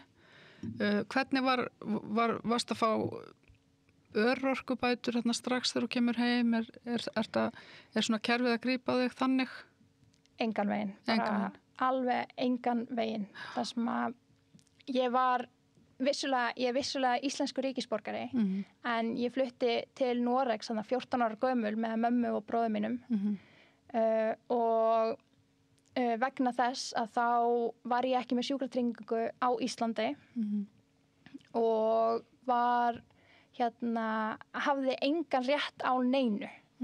Bara þetta var mikið slagsmál að yfir höfuð fá einhverja sjúkradagspeninga eða annað út af því að þeir litu ekki á mig sem Íslanding eða eitt neitt. Þú veist, það var bara eins og ég ætti enga tengingu við landið þrátt fyrir að ég hafði verið að vinna á Íslandi á hverju einasta sumri og borgaði skattana mína á Íslandi einu vinnunni sem ég var með yfir allt árið að þá skipti það engu máli. Þannig að ég þetta var mikið basl og ég var tekjulaus í einhverja 9 mánuði, bara algjörlega tekjulaus og þau vildu meina hjá Tryggingastofnun að ég ætti að mætti ekki fá örorkubætur fyrir en ég væri búin að búa í Íslandi í 3 ár. Wow. En sem betur fer með hjálp Öryrkjabandalagsins og þá sneru við því við en þá þurfti ég að hafa búið á Íslandi í 1 ár sem þó skárra en 3. Já. Þetta var, ég bara ótrúlega heppin að vera með gott stuðningsnet í ömmu og afa og bara gott húsaskjól. Þannig að þú hafði backup þar. Sem betur fer. Þegar annars veit ég ekki hvað maður hefði gert og það er náttúrulega gríðarlegu lækniskostnaður á þessum tíma, gríðarlegu lyfjakostnaður, bara allt saman sko. Maður lifir ekki á loftinu. Maður lifir sko ekki á loftinu. Og hvað þá núna í þessari verðbólgu sem núna fyrir fólk sem er að verða fyrir svona hlutum? Já og þegar maður var að kynna sér þetta allt saman þegar maður þurfti að lesa á annað að þá ef maður kemur veiku til landsins að þá þarf maður að vera búin að búa á Íslandi í þú veist, þá eru alltaf reglur, maður þarf að vera búin að búa í Íslandi í 3 ár til að segja rétt á einhverju, en ef maður kemur hraustur og er að vinna í 6 mánuði, að þá er þetta ekkert mál. En maður ræður ekkert hvernig heilsan manns Nei, það er ekki einmitt, nákvæmlega. Þú veist, það getur allt gerst. Það er ekki eins og maður sé að velja að veikjast eða slasast. Nefnilega, ég veit ekki neitt sem myndi velja það yfir það að vera bara heilsuhraustur og hress, sko. Einmitt. Hvernig, ertu á góðum stað í dag? Ertu með húsnæði eða hefur náðu að kaupa þér húsnæði eða fékkstu einhvern stuðning þar? Ég er bara á almennum leigumarkaði hjá Ölmu leigufélagi. Já, takk fyrir. Og leigan fer sífellt hækkandi og í dag er maður að borga 250.000 rúmar fyrir 60 fermetra 2 herbergja íbúð í Urriðaholtinu, þannig að þetta er ekki eins og á miðsvæði eða annað. Og Þannig að þetta er húsalegan er stráttu tekið nánast allar örkubætunar. Já.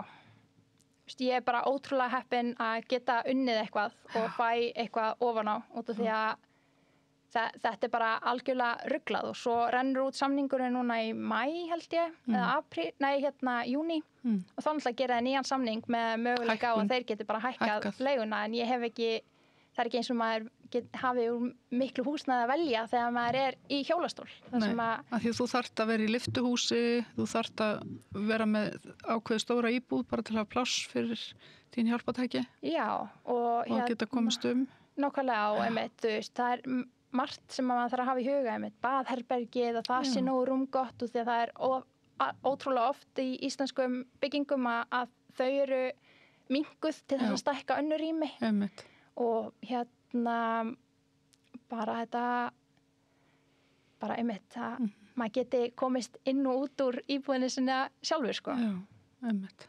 Þannig að maður er ekki alveg að sjá fram á að geta keypt sér á næstunni með að við það er ekki mikið sem fer í spartnað eins og staðan er núna. Þrátt fyrir að ég er í vinnu 50% vinnu og örorku sko. Já, einmitt. Þú varst á tímabili, varstu í námi eða ekki? Jú, ég var í námi en þurfti að hætta bara út af aðgengishindrunum og í Háskóla Íslands? Í Háskóla Íslands, já. Og bara þetta var of mikið að einhvern veginn, ég fekk fyrir það fyrsta ekki að halda áfram í lífeindafræði vegna slæms aðgengis og engin plön voru að laga. Nei, það ætlaði ekki að laga það. Þannig að maður verður bara, það síður á manni þegar maður heyrir þetta sko. Þetta er einhvern veginn svo rosalega ósattanlegt. Þetta er ótrúlega ruglað.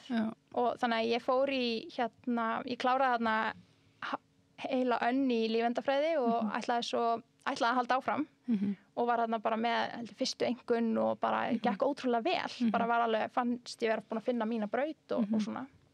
En svo tekur lífið bara smá svona beygju og ég ákvað bara, ég skal prófa félagsfræði og því að allir voru búin að segja mér að aðgengi væri nú betra á félagsvísindabraut og þar leiðandi ætti ég að bara fara í nám þar sem að mér þykir ótrúlega asnalegt út af því að aðgengi á ekki að þurfa ekki að ráða för, það er bara áhugasvið og annað en mér fannst bara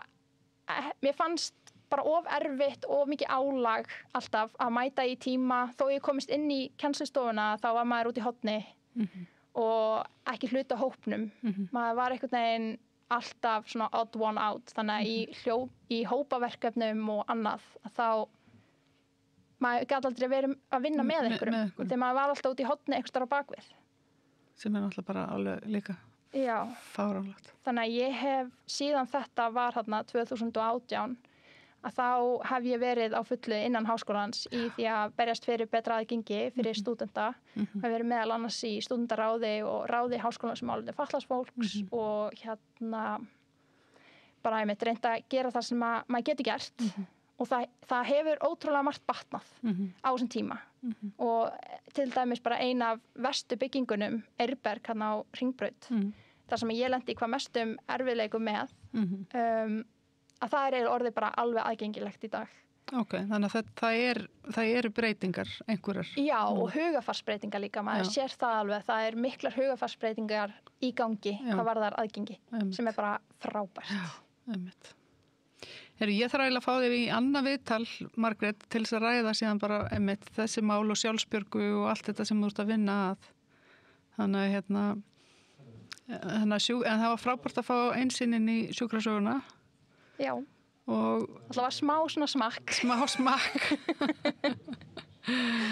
Já. Hvernig sérðu framtíðina fyrir þér svona lokum? Ég bara veit það ekki. Nei. Ég bara tek Eitt dag í einu og nýkom með greining á endometriósu og þannig líka, já, þannig að maður tekur bara eitt dag í einu. Þannig við þurfum annars sjúkrasögu viðtal líka kannski bara. Ég held að þetta séu allavega 5 viðtöl hérna. Þetta 5 viðtöl hérna, þetta viðtala sería. Já, þannig að já, maður bara tekur eitt dag í einu og en maður náttúrulega með svona stærri plön og það einmitt að maki minn geti flutt til Íslands og við getum byrjað lífið okkar saman. Já. Hvar býr hann? Hann býr í Kanada. Já.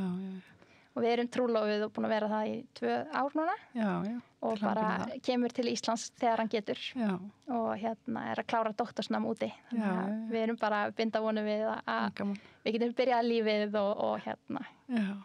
Bara, já. Spennandi. Herðu, til hamingju með það.